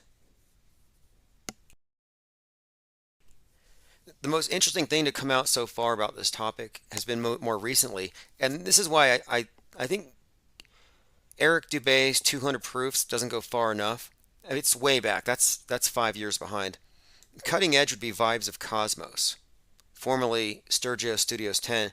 He's come up with a very interesting set of observations regarding the moon, and this theory that the craters aren't from rocks. These aren't impact craters, but what we're looking at are dark spots, and that the dark areas on the moon, which he contends is a projection within the ionosphere, represent the land masses, and that the white of the moon represents the oceans, the bodies of water. And what you're actually seeing is a negative map of the Earth projected from below by some, quote, black sun light source, which we see above. And he points to a cluster of craters that constitute about 1/3 of the entire moon's surface area and correlates those with our known continents. And they are arranged as the ways you would see them on a flat map. But if this is true, if the moon is a projection, then the continents that we live on, that we know of, including Antarctica, only constitute 1/3 of the land masses in this realm represented on this map, if that's what it is. But my point of it, the most interesting thing to me about it is that there is a correlation. There is a relationship between the shapes of these continents and that particular set of craters. It's undeniable. To deny it would be to engage in reality denialism. You may not agree with it, but it's there. Same with Mousegate. We had talked about fakery in space here, like the green screens and how they can't see it or they won't acknowledge it. Well, the fact is, Elon Musk, for whatever reason, played a joke on everybody, and they put a CGI mouse on one of their rockets while it was in space at Mach 8. Now, this CGI mouse was easily explained away. It's just space ice. At first, I was told by Mick West from Metabunk that it was a video compression artifact. Okay, well, before we talk about what it was, whether it's space ice or a video compression artifact, let's just acknowledge that on December 6th, 2019, on the CRS-19 mission where SpaceX was sending a resupply module to the space station, on that mission they included mice. They were sending genetically modified mice to space. On that very mission, a lot of people reported seeing a mouse on the outside of the rocket. Now, when you look at the mouse on the rocket, it's a mouse. It has ears, it has a tail, it moves like a mouse. It is a mouse. If you say it's not a mouse, you're lying, because it is a mouse. Now, you may disagree that it's a mouse. You could say it's space ice, you could say it's a video compression artifact, but the fact is, it is shaped like a mouse and it moves like one on the mission that they're sending mighty mice to space genetically modified mice, muscular rats, muscular mice, sent up there to, I guess, test the effects of muscular atrophy on mice in zero G. But the fact is, Mighty Mouse is a mouse that goes into space, and on the Mighty Mouse mission, they did have a fake mouse on the outside. Now, here's the question. Is it a fake mouse on a fake rocket, or is it a fake mouse on a real rocket? It was inserted real time. So that's the question. Well, if you don't want to be a reality denialist, but you still insist that space travel is real, to be logically consistent and to not be a liar, you have to say, you have to agree anyway, that this was a digitally inserted augmented virtual reality mouse. It's a CGI mouse, like a CGI plane on 9/11. Yeah, this is a CGI mouse on a real rocket. Musk is hilarious. Like, that's the only rational explanation you can have for this, other than saying the whole thing is fake. Because nobody, whether they believe the Earth is round or flat, whether or not they believe in space travel, nobody can say that they believe that a mouse could survive at Mach 8 on a rocket. The big lesson of Mousegate for me, though, was that some people will lie to themselves in order to not acknowledge an uncomfortable contradiction in their perceptions. And that is a contradiction. But if you're going to say there isn't one there, you are gaslighting yourself and others. By the way, and I can go through this really quick on my Twitter, right after we uncovered this Mousegate story, and it was, look, this went viral. It wasn't just us. It went through a lot of different sites, a lot of newspapers reported on it. But I recall at this time, I was being followed by someone who worked for SpaceX. I'm going through my Twitter emails. I pretty much emailed or DM'd anybody on Twitter that had anything to do with the January 6th committee. All right, here we go. I believe I found him. What I'm bringing up here is an email exchange that I had with the head of security for Starlink. Again, Starlink, Elon Musk's constellation of CubeSats. Okay, I found him here. It's CS. Goes by RX Cole. I'm not sure if he's blocked me yet. I mean, I'm going to compile my blocked list. I'm kind of proud of it.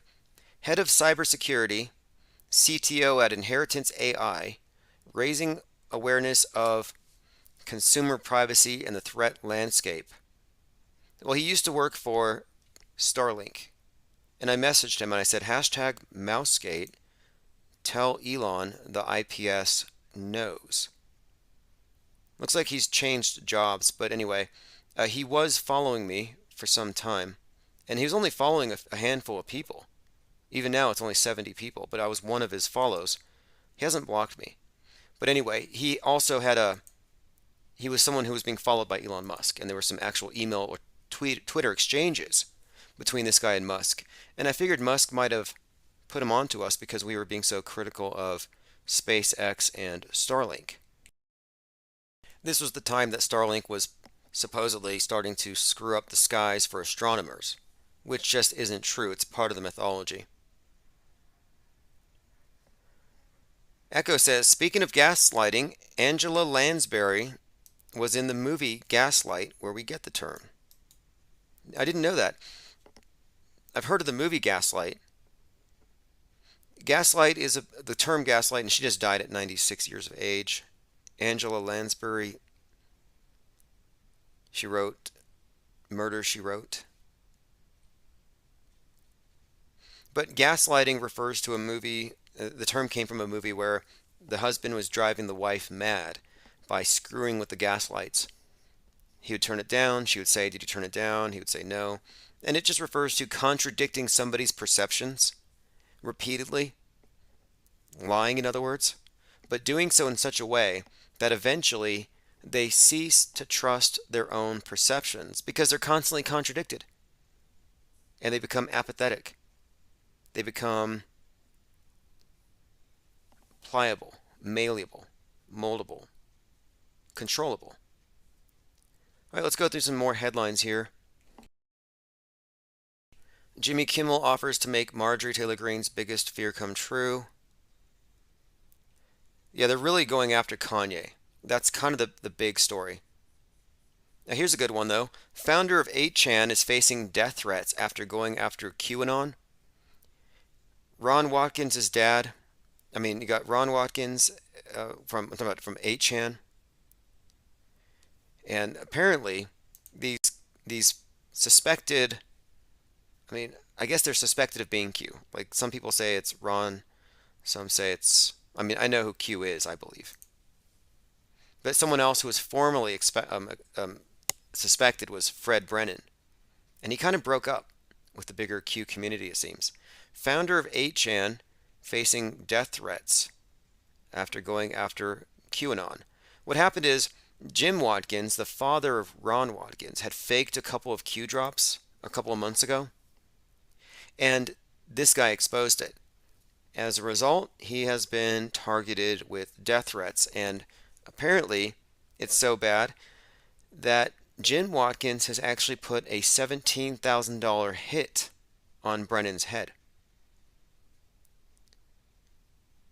It says here, 2 years later, Watkins is suggesting that someone should capture Brennan and bring him to the Philippines, where they have ultra strict cyber libel laws. Quote, I found out the Philippines government allows renditions to the Philippines. It costs $15,000. It could be worth it. I could sell one of my cars.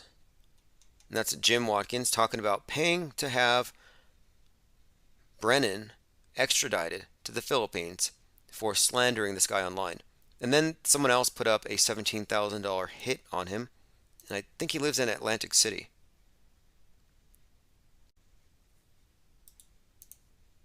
China fuels final space station module ahead of launch. Now this is actually big news because China is completing their space station. And theirs is magic. You can drink water from a jar, from a mason jar, and the water doesn't float out.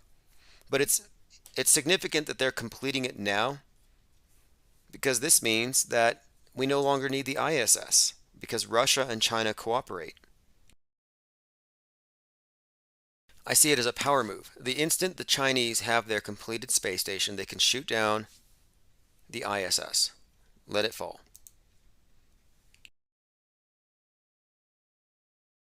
Going through some comments here. Jimmy Kraken Corn says how Angela Lansbury helped her daughter Deidre Shaw escape Charles Manson.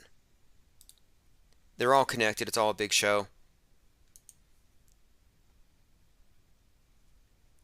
And speaking of Charles Manson, it's going to be replayed, I think, with this Kanye West narrative as it unfolds. Yeah, here we go. Says she navigated her daughter away from the murderer and cult leader Charles Manson. There's a few stories about Manson that I find very unbelievable. You know, who's the actor that played Machete? Danny Trejo? Or Danny Trujillo? Or Trejo. Trejo. Okay, he claims that he spent a night in jail with Charles Manson. And he claims that while they were in jail, Charles Manson hypnotized him so good that it was better than heroin. And I think this is part of the myth building that Charles Manson was a cult leader that was very, I guess the way they want to make it seem like he's kind of a mind controller. He's got some kind of almost magical powers, hypnotic eyes, and people just do what he says. I don't think that's the case. I think it's part of the myth here. But whatever the reason for the creation of this myth, I think there's a few reasons. Like all psyops, these are multi-pronged. But here you have Danny Trejo talking about the time that he spent in a jail cell with Charles Manson and how Charles Manson was able to mentally put people in drugged-like states. Part in the book where you talk about meeting Charles Manson in prison, and you said that he could have been a pro-hypnotist. Like, these stories are unbelievable. What do you remember from that encounter? He was, Charles Manson couldn't have done what he did anywhere else. Like you pick a neighborhood in London, a bad neighborhood. He couldn't have gone to a bad neighborhood in London and got girls to do what he did. They'd have pimped him out. I mean, and I have no disrespect to Charlie, but he was like 5'5" or something, and he wasn't like a thug, you know what I mean? And the girls he got, they were all broken. My friend George Perry was up in. Okay, well, no disrespect to Charles Manson. Now I'm trying to get to the point where he talks about the hypnotic powers. Here we go. These broken girls that were looking for a daddy, and you're like, are you kidding? Or slap this little bitch, you know? And so most of the guys. I'm trying to get past the rant here where he talks about the hypnotism. It got to be pretty Guys with unbelievable. knives, you're dead. And I'm not gonna fight you. I mean, Mike Tyson, I talked to Mike Tyson. Mike Tyson says, shit, nobody care how tough you are in prison. He said, I'm the toughest guy in the world. Okay, this is Dan Trejo, Machete, talking about prison. But the story that he recalls here it's in his memoir. And he recalls a bizarre incident. Here's the actual clip where he was, quote, hypnotized by Charles Manson when he was just 17 years old. Yeah, no disrespect. Wow. Charles Manson was obsessed with the idea that we were running out of air, that the atmosphere was finite, and that there were too many people. And he brought out this idea of the Helter Skelter, which he claims was communicated to him through a Beatles album, which was the White Album, which ties in with a lot of stuff. You know, a White Album telling Charles Manson to instigate a race war by killing a white actress and her family and people around her and blaming it on Black Panthers. Again, Charles Manson was doing race psyops way before CNN got into the business. I've said before, he should have just gone to work for CNN. He wouldn't have gone to jail for his provocations, because that's what I think it actually was. I think this is just a psyop. Okay. Denying that actor Danny Trejo has lived a rich and interesting life. Born in Echo Park, Los Angeles in 1944, Trejo became involved with drugs and crime at a young age. According to IMDb, he spent 11 years of his life in and out of jail on drug and armed robbery charges. However, while in prison, he took part in a 12... Now, this could be fake too. I wonder about how many of these people, like celebrities who go to jail, rappers who go to jail, if it's not just part of their character being built. And while they're gone, they're taking acting lessons. But I often think that this is just, again, could be easily faked. But yeah, he's played this this here we go. This is the same thing. This is the same clip, I think. 6. In a strange twist of history, Trejo and Manson had stints that briefly overlapped in the Los Angeles County Jail in 1961. He recalled feeling sorry for Manson, who was a small guy, greased. Okay, I'm not going to spend too much more time on this, but I am looking into the Manson thing, and I can't believe how incredibly photographed this guy is. Here it is, guided meditation. And if you look at the interviews, he's never tied up. He's always got the long hair and beard, which I guess it's normal, but more often than not, Manson comes off to me as an actor. High by using guided meditation. He then proceeded to hypnotize the group into feeling as though they were high on weed and heroin. And shockingly, it seemed to work. Trejo recalled, by the time he described it hitting my bloodstream, I felt the warmth flowing through my body. That white boy wasn't a career criminal. He could have been... So he felt the warmth of heroin flowing through his body based on the words that Charles Manson put out there? I mean, come on. Echo remarks the director, Roman Polanski. Yes, Roman Polanski, Rosemary's Baby. He directed that movie. Rosemary's Baby has the devil's child. And then Manson's killer, the witch Susan Atkins from the Church of Satan, rips the baby out of Sharon Tate, who is the wife of Roman Polanski, director of Rosemary's Baby. Not a coincidence. And what's more, of course, Roman Polanski is connected with the story of drugging with Quaaludes, his victim, and then, you know, he's been associated with that for the longest time. He did a movie with Johnny Depp, I believe, about more Satanism. But in Rosemary's Baby, she's drugged. She's unconscious when the devil impregnates her. All right, let us continue.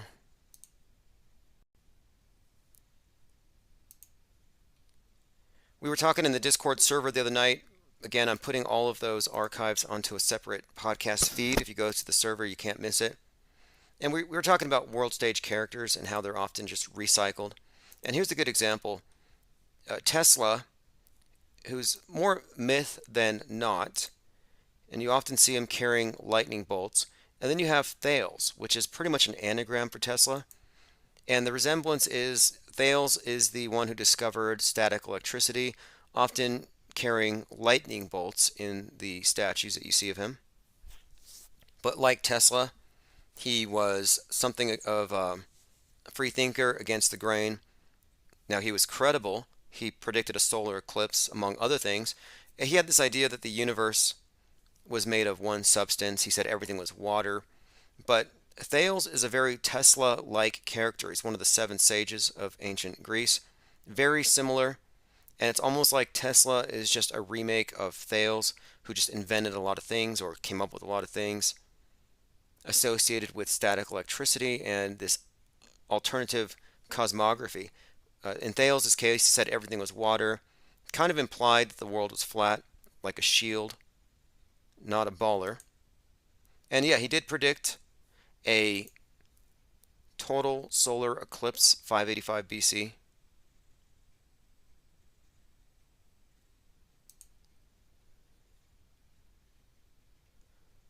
All right, Tom Cruise is going to space. That's the plan. They say we have a plan in development. Tom is taking a rocket to the space station. He's going to play a down on his luck guy who finds himself in the position of being the only person who can save the Earth. Very original. Very original. Isn't that the story of Moonfall? I think it's the exact story. All right, here's the clip I want to find. This is during the 9/11 attacks. James Cameron and Bill Paxton were eating, in a submarine on the deck of the Titanic. Now, will they eat? I think they were eating sub sandwiches. That was the point of this thing. One of the points. But again, he's on the Titanic set on the deck with Bill Paxton. They were doing a documentary called Ghosts of the Abyss. Just an interesting tidbit there. Again, the submarine associated with 9/11 and the Titanic, and the connection there being the next 9/11 will bring down the Titanic, which represents the West, or the Tower of Babel, which is the ISS, and the submarine, a reference to the nuclear submarine, which will deploy the Kraken. And that should be happening any day now. In fact, tomorrow, 10/13/2022, will be the 1-year anniversary of William Shatner's trip to space, where he talked about this catastrophic event that he feared, which makes me think that maybe tomorrow will be the day. Yep, Tom Cruise is going up into space. This is going to be with Universal Films Entertainment Group. The significance here, I think, is that Tom Cruise is someone who spent a lot of time with Stanley Kubrick. In fact, Eyes Wide Shut is on Netflix right now. I may rewatch it. You cannot overstate the significance of this. The guy who faked the moon landing, the guy that directed 9/11, has Tom Cruise in a movie, and then Kubrick supposedly dies. After 9/11, the very first movie awards hosted by Cruise, and he talked about, of all people, Kubrick. And I believe he was reading a quote from James Cameron. But anyway, here's an image from TMZ of Tom Cruise in a spacesuit. And it has these weird tubes plugged into the front of it. And, at first glance, actually, at every glance, it still looks like an alien behind him, holding him around the waist, like by his love handles. Does anyone else see that? It looks like Tom Cruise has an alien, like literally on his back. And it's got these long fingers wrapped around his waist. Like, not maliciously, like lovingly, if anything. Strange picture. But Tom Cruise going into space, again, stands out to me for a few reasons, because if he worked that closely with Kubrick, who's synonymous with moon fakery, then maybe he learned something. Maybe he said or saw something. Maybe he was chosen at this time. I actually think Tom Cruise has a destiny. I think that he's a world stage character, and I believe that this trip to space was probably planned 20 years ago, if not before. I think Tom Cruise actually plays the role of, I think, in this space age narrative as it rolls out. It's been presented with a lot of songs by David Bowie, for example. The first music video in space was a David Bowie. Ground Control to Major Tom, Space Oddity. Well, there's a connection between Space Oddity, Kubrick's Space Odyssey, Our Journey into the Space Age, and David Bowie's song Starman, which was played on the Tesla Roadster sent into space. This is a story. Again, Space Odyssey is the journey of man into the space age. And Tom Cruise, I think, is actually playing the role of Major Tom from Space Odyssey. And Major Tom dies in space. Interestingly enough, you can find predictive programming for Tom Cruise dead on the moon in South Park.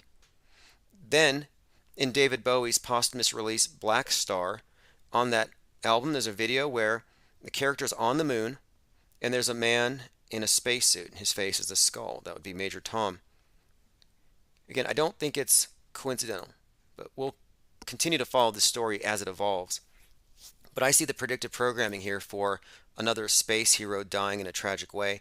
In fact, on the new Tom Cruise movie, the Top Gun 2, you just watch the first 10 minutes of it, you will see in that 10 minutes, that's actually Tom Cruise playing the role of Yuri Gagarin, the first man in space, who died a mysterious, fiery death.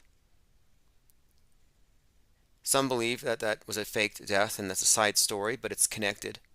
My point is, the first 10 minutes of the new Top Gun movie, he gets on this experimental craft and he goes Mach 10. At Mach 7.3, he goes off the radar, everybody laughs and they say, he went over the bulge of the Earth, because the Earth has a bulge.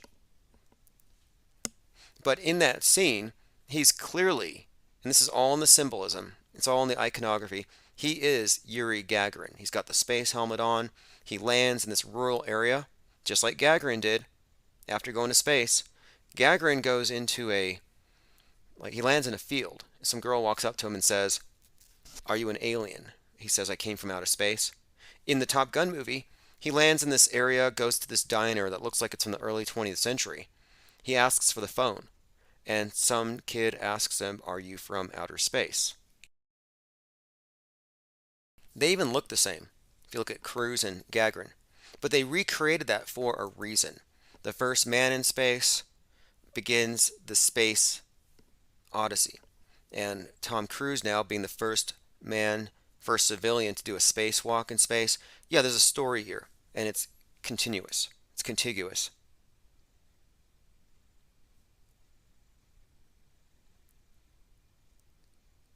Travis Cloud says, Neil deGrasse Tyson recently made a comment about Tom Cruise ejecting at Mach 10 and how it should have torn him to shreds.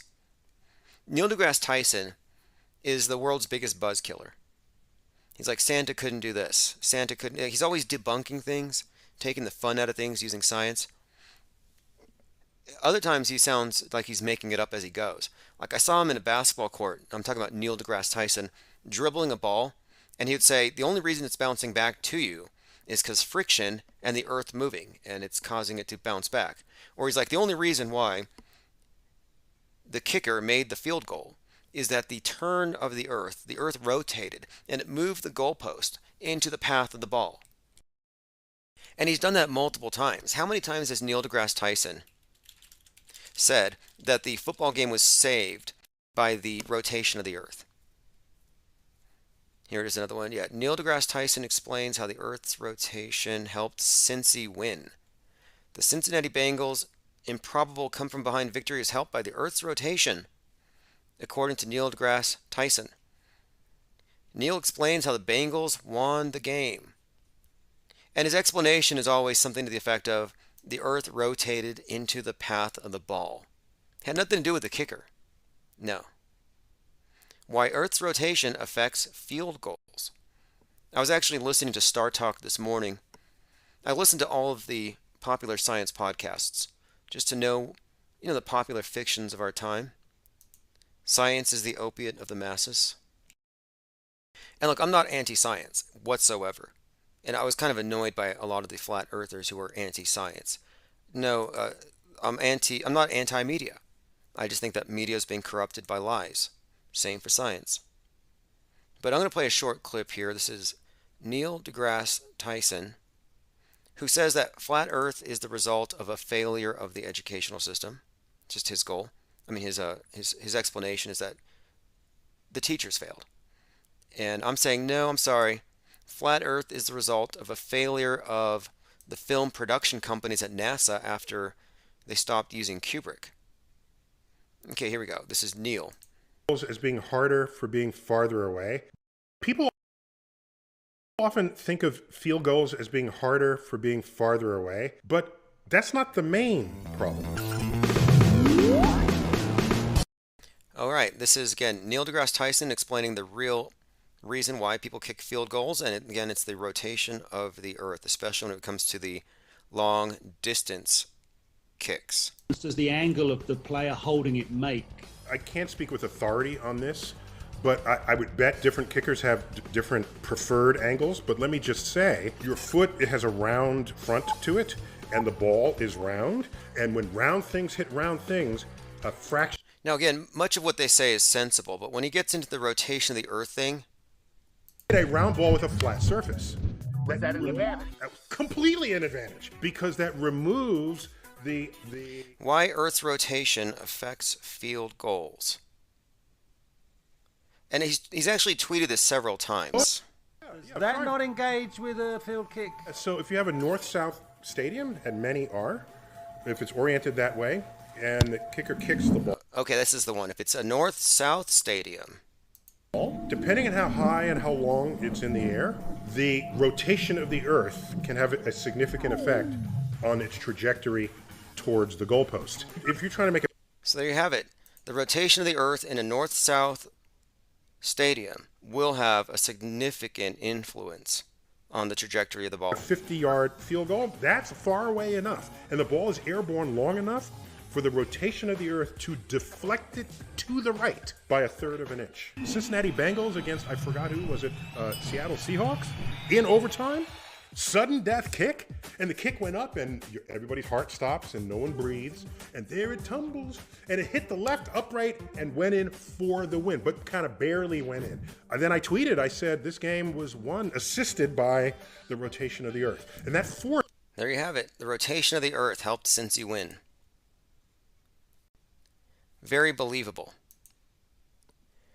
All right, I hope we can get to everything. If we can't, we will have to pick up later today. Not a big deal.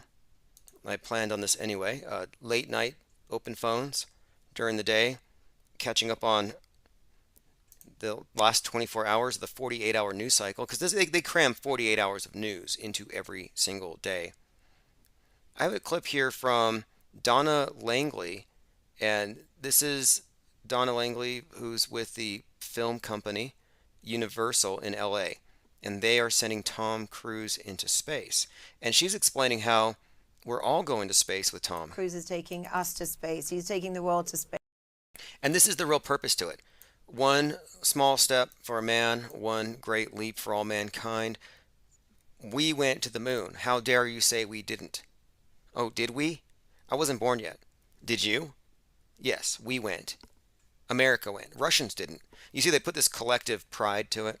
Like, oh, we won the Super Bowl. No, you didn't get off your couch. You got up maybe once to eat get some potato chips, another beer, but you didn't win the Super Bowl. I'm like, no, we won.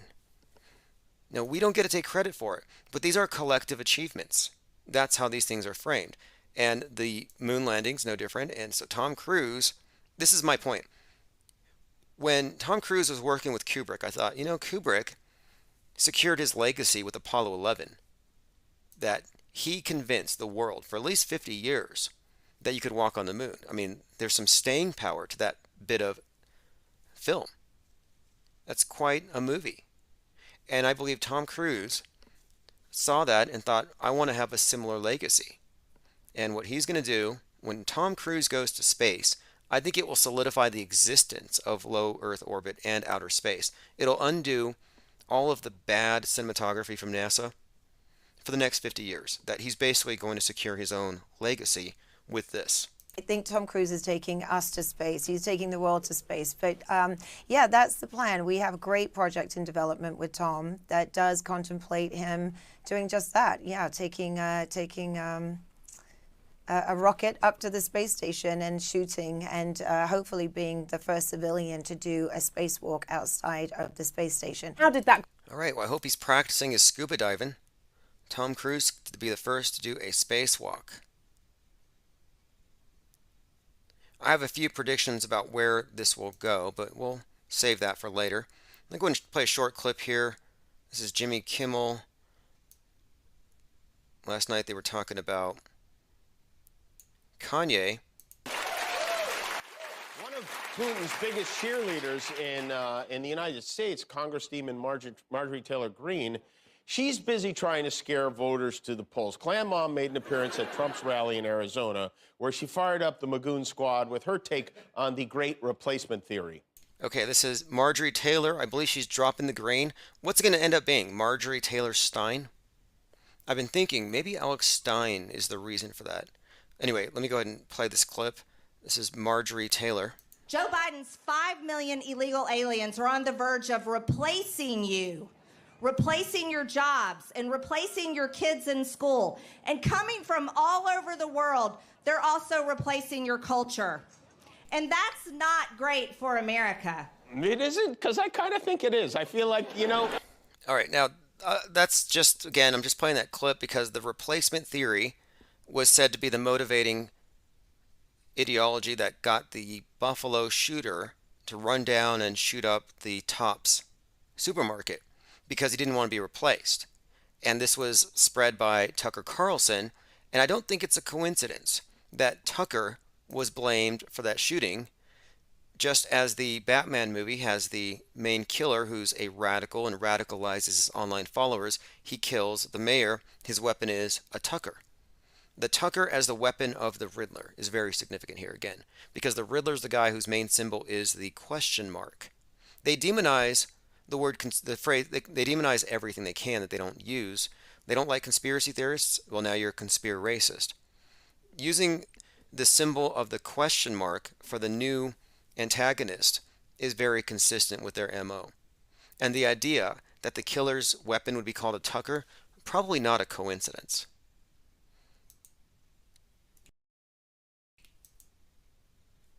All right, let us continue here. I want to catch up as much as we can. This is Donald Trump. This is interesting here.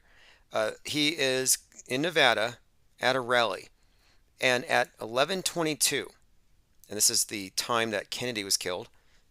Therefore, this is considered to be highly significant to the QAnoners who believe that Q is JFK. Well, here we have it. Donald Trump makes a Q in the air in front of everybody. Corrupt people will never take a camera and turn it around and show them how many people are here. They never do it. Does that mean anything to you? It means a lot to the QAnoners. They are high on peed-on breadcrumbs. And the QAnoners lie and manufacture evidence way more than CNN does. They really do. They're constantly playing videos of Donald Trump getting into Air Force One, and they're dating it yesterday. Well, look, yesterday, Trump was on Air Force One. It's all a movie, guys. No, that's from 2 years ago. Like, why do they have to make up fake news? And I think it's because their whole movement is based on hope and LARPing. Mostly hope. Now, this might be a bit of a example of how maybe concurrent programming, but there's something else to it too. You have the bombing of the bridge, which was on Putin's birthday, and the secretary, or rather the Ukraine's National Security and Defense Council, they tweeted an image of Marilyn Monroe singing "Happy Birthday, Mr. President." Anyway, very stagey, probably very fake.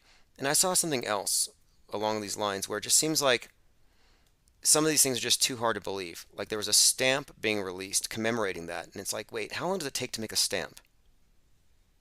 I've seen similar instances back when every single psyop was attended by a hashtag, like this city strong, Boston strong, Las Vegas strong, and you'd have t-shirt manufacturers pumping out t-shirts with the names of the victims. And I'm like, wait, how do we know the names of all the victims and get them on the shirts and have them worn by mourners the next day? Like you're at a candlelight vigil for yesterday's mass shooting and you're all wearing t-shirts with the names of the victims?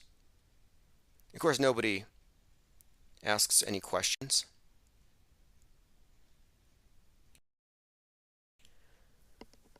Again, this is from Dr. Fouché, PhD. I'm scared there's going to be a nuclear war and I'll be stuck in a fallout shelter with the unvaccinated. Waiting on that. That's going to happen soon, I'm sure. The fallout shelters will be your home, like the ubiquitous lockdowns of 2020, but with a completely different explanation. And then they'll be able to continue it. And they'll say, well, we're going to keep you locked down for the weather. And I do think that the environmentalists ought to be locking down now. Why would they wait? Why would they wait for a government mandate?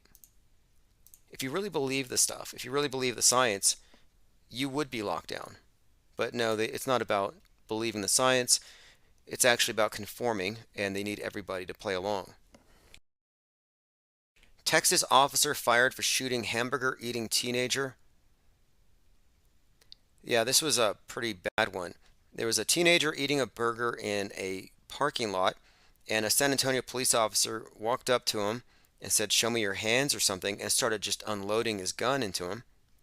So he drove off, and then the officer caught up with him and gave him, I guess he applied pressure to the wounds, but he wounded this teenager who was eating a hamburger. I don't know what to make of it. Trigger happy. Probably thought he was black. Funny, not funny. But the truth is, this is the world stage right now, and everything the media presents to you is always just selective, if anything. It's like they don't care. They literally don't care about gun violence if it involves gang members and handguns, no matter how old or young the victims are. They don't care about violence in the subways. They don't care about muggings. They don't care about knockout games. They don't care about mobs going into convenience stores and looting. They don't care about any kind of crimes where people get beaten and it's recorded on Twitter. But they do care about very specific school shootings. Always very specific. They're always very similar, demographically speaking, when you look at the victims. And it's always the same weapons. And that's how you know that they don't care about the guns. The left, that is. The left doesn't care about guns. They care about control. If it was really about guns, they would be going after those guns. But they only want the ones that they have attached to the political right. I mean, guns are political props more than anything in these debates. Nobody's taking your AR-15. It's a red herring.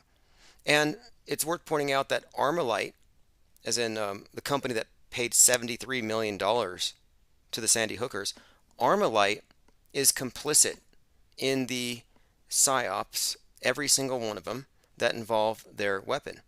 You think they would give away $73 million if they weren't part of it? If they were really against this agenda, and this goes for the NRA as well, they would be calling out crisis actors.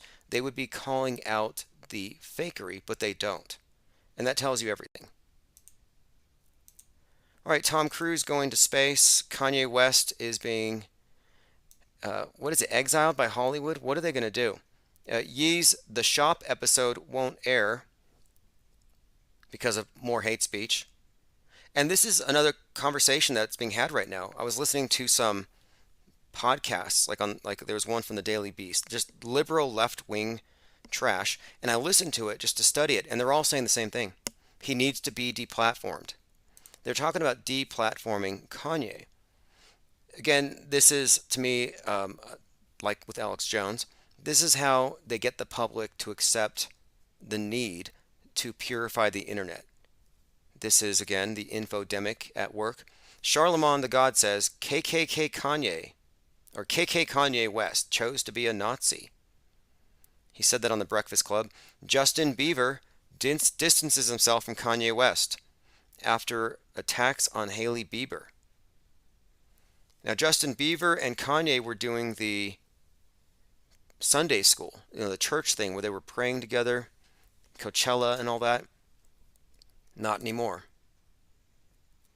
Peter W. says Alex Jones ordered to pay $965 million in the show trial for a staged event.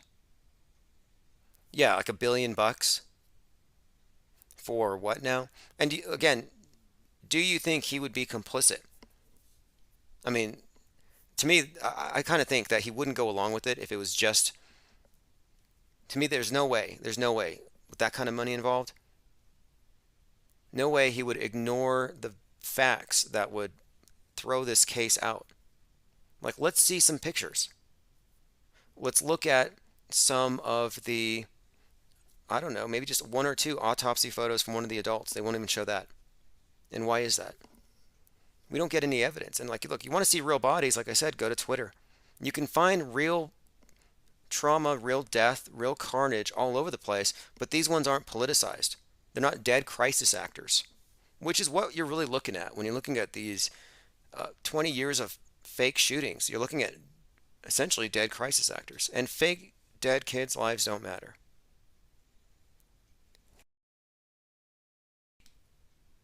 Kim Kardashian paying security at kids' school after Kanye's online attacks. Fascinating.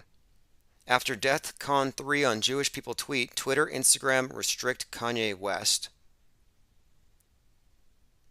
What you're seeing here are stars reacting to it, and I don't think this is something you can walk back from. And again, I believe this is intentional. I think the White Lives Matter ties in to the Marilyn Manson performance with Kanye at Donda 2 and to the song Black Skinhead. It's all predictive programming, and it all ties in to the Charlie Manson scenario of Helter Skelter.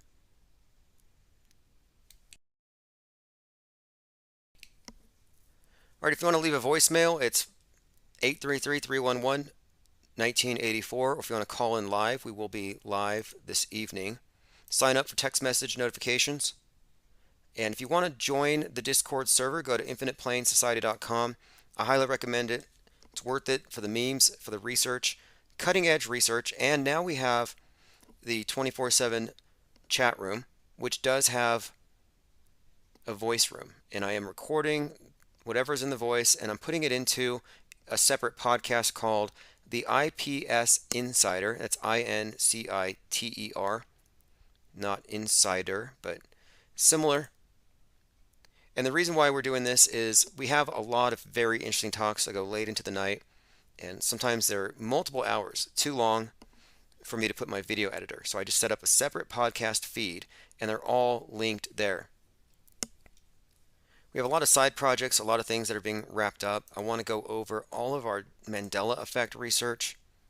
There's a lot. And when I say Mandela effect research, I don't mean we're finding all the Mandela effects. I mean we're studying the topic all around. It's a very fascinating topic, and I think it's relevant because it's really about perception and how we understand how memory works and how your memory is fungible. It really is. And if you don't think you're dupable, if you think you have a perfect memory, then you're primed to be deceived. It's like show me a Mandela effectee that's good at spelling. You can't. And what's more likely? That there's a misremembrance or that reality's shifting. I mean, that's just a simple oversimplification of it. I think it gets a little deeper. We talk about, conformity. We talk about the influence of the person asking the question, the so-called interrogator's bias. I mean, there is quite a lot with this Mandela effect topic, and I'm not dismissive of it because there is a Mandela effect, but there's a question of whether it is what they think it is or if it's something else. We'll be working on the Mandela Effect documentary here very soon, among other things, and that's just something you can take part in if you are in our Discord server. Again, the room is called recorded voice chats. And what I'm going to do is after this live stream, I'm going to return it over to the 24/7, and I'll go ahead and play one of the conversations that we had the other night. It was myself, Pete Shea, Linda, and several others, and I think we talked about synchronicity, fake news, 9/11, among other things. Nukes being faked, yeah, that's a very important concept right now to discuss. How the public is terrorized by superstitions, meanwhile being told that they're very scientific. Like, the more scientific somebody thinks they are, the more superstitious they are if they accept a lot of the things that aren't technically science. For example, is global warming a scientific proposition, or is it the Old Testament flood myth reinvented for the modern age? One of the things we talked about was Timothy McVeigh and his new identity as Paul Weisseball. Another interesting topic.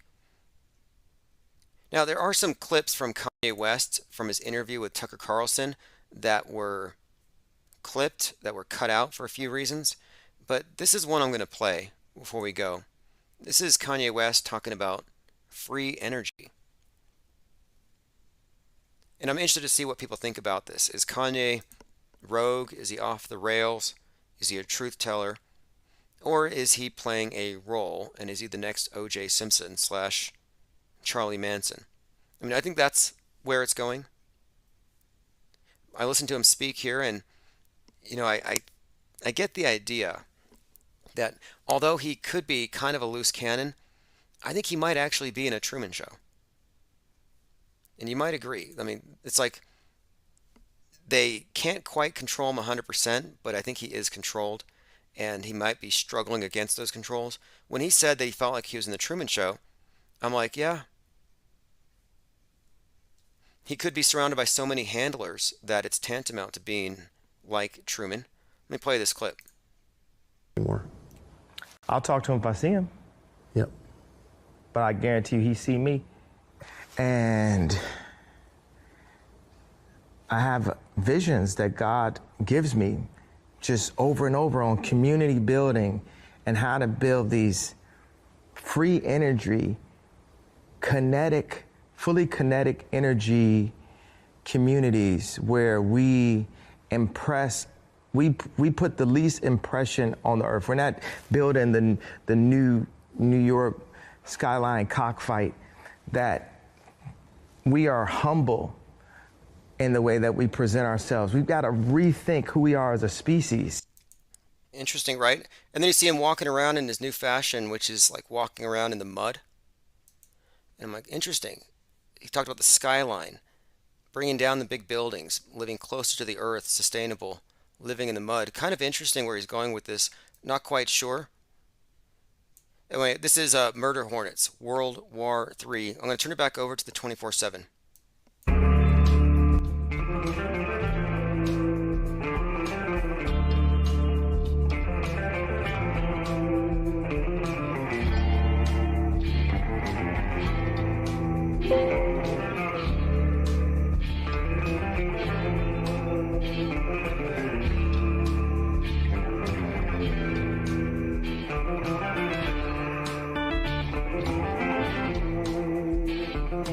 I'm so tired of World War III.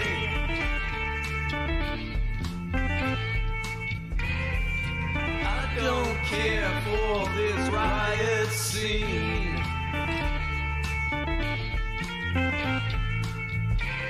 I've got a fever of 113.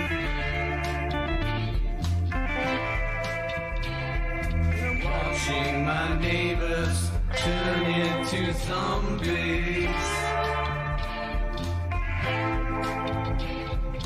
Food on my face makes me feel uneasy.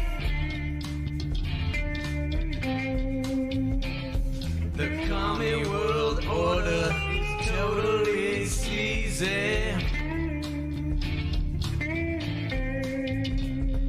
Shifty Bezos counting his cash. Now he can build his moon gulag.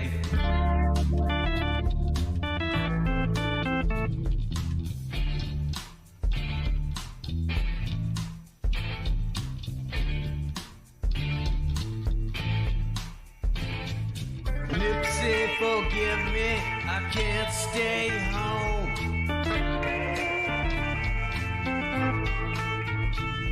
I'm going to the lake, gonna paddle my boat.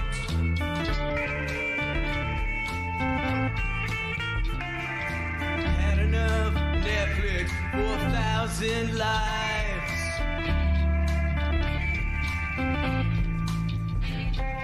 Walking around the food kingdom satisfy my mind.